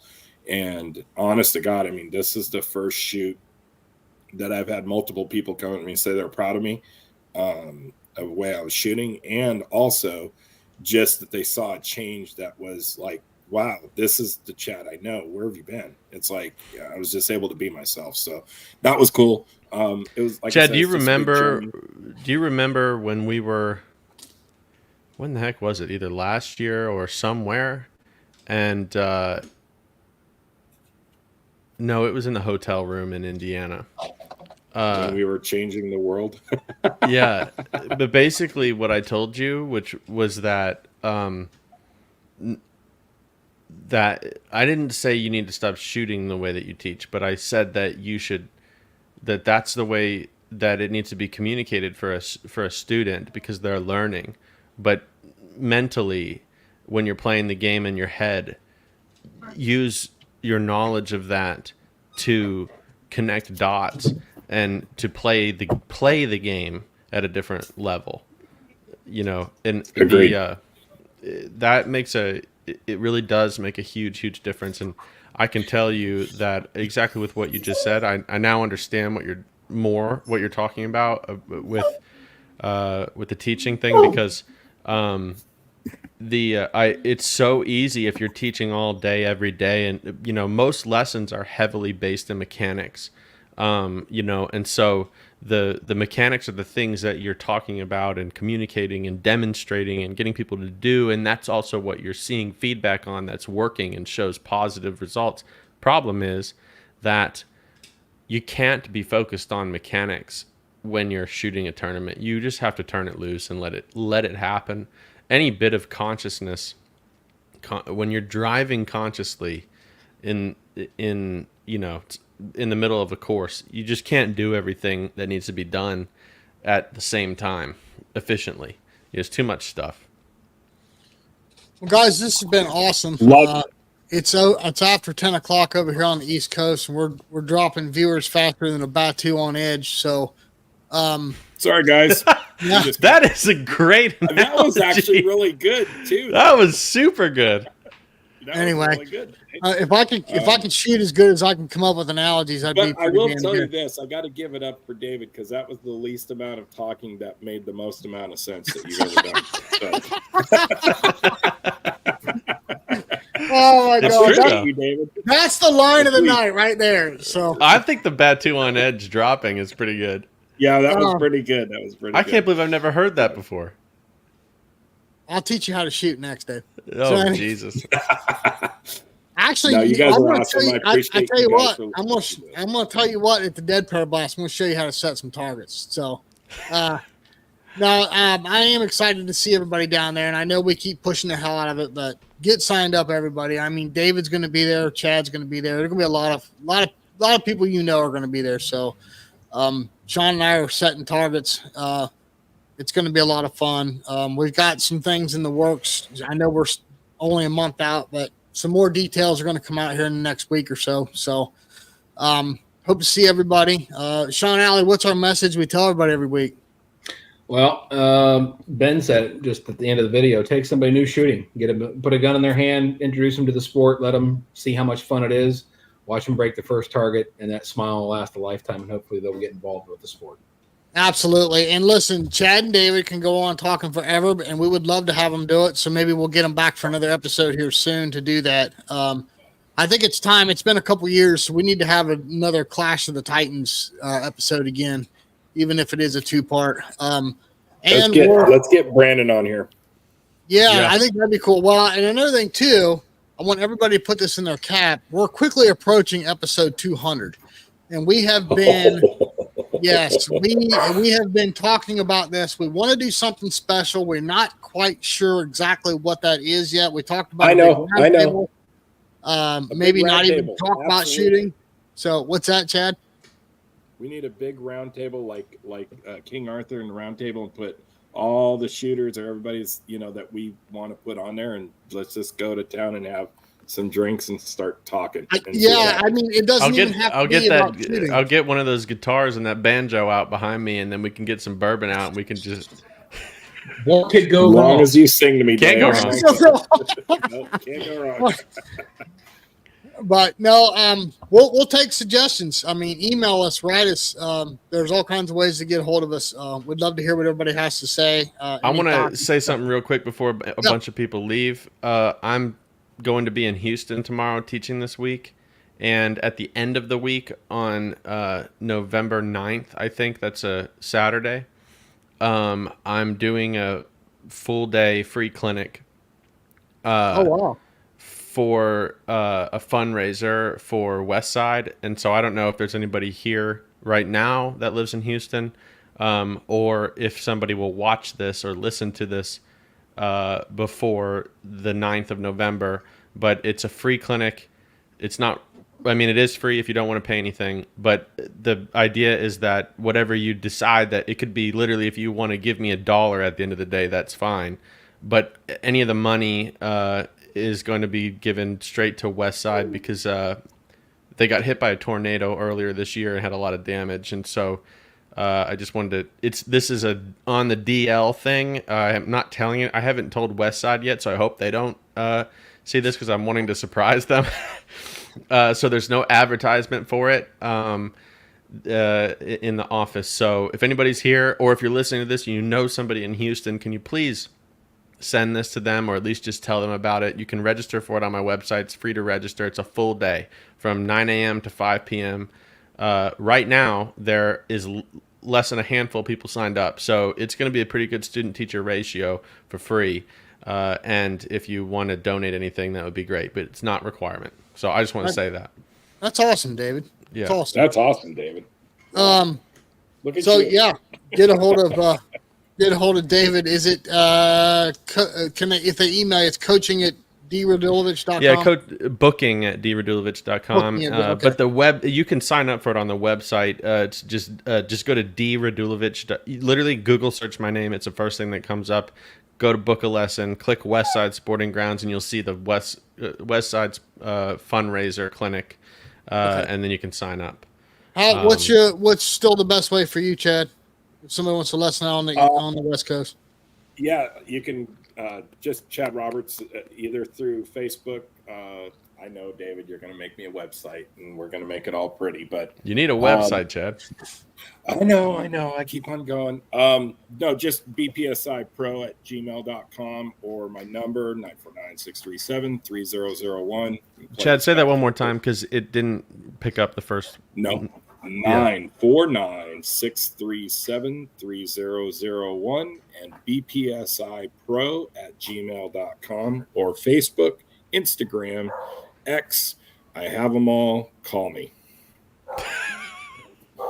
And if you want a trap, a tower, or a OnlyFans. play bot, call me. So, There you go. but anyway, yeah, we're gonna skedaddle. Like I said, questions, suggestions, comments, anything, send them to us for that episode 200. And also, one more plug for Mr. Sean Alley and I. And I always remember this date because it's my birthday. But as of November 24th, this makes our 5-year anniversary with the podcast. So, Wow. 5 year, approaching 5 years and 200 episodes. So, Sean, how the hell have you done this for 5 years and not wanted to divorce him yet? dude, he's put up with me since '93. Bourbon. Bourbon. I need to We get have a lot of bourbon. We have a bourbon sponsor, dude. That's why Taconic Distilleries supported Yes. us because they know how much we consume trying to deal with each other. So,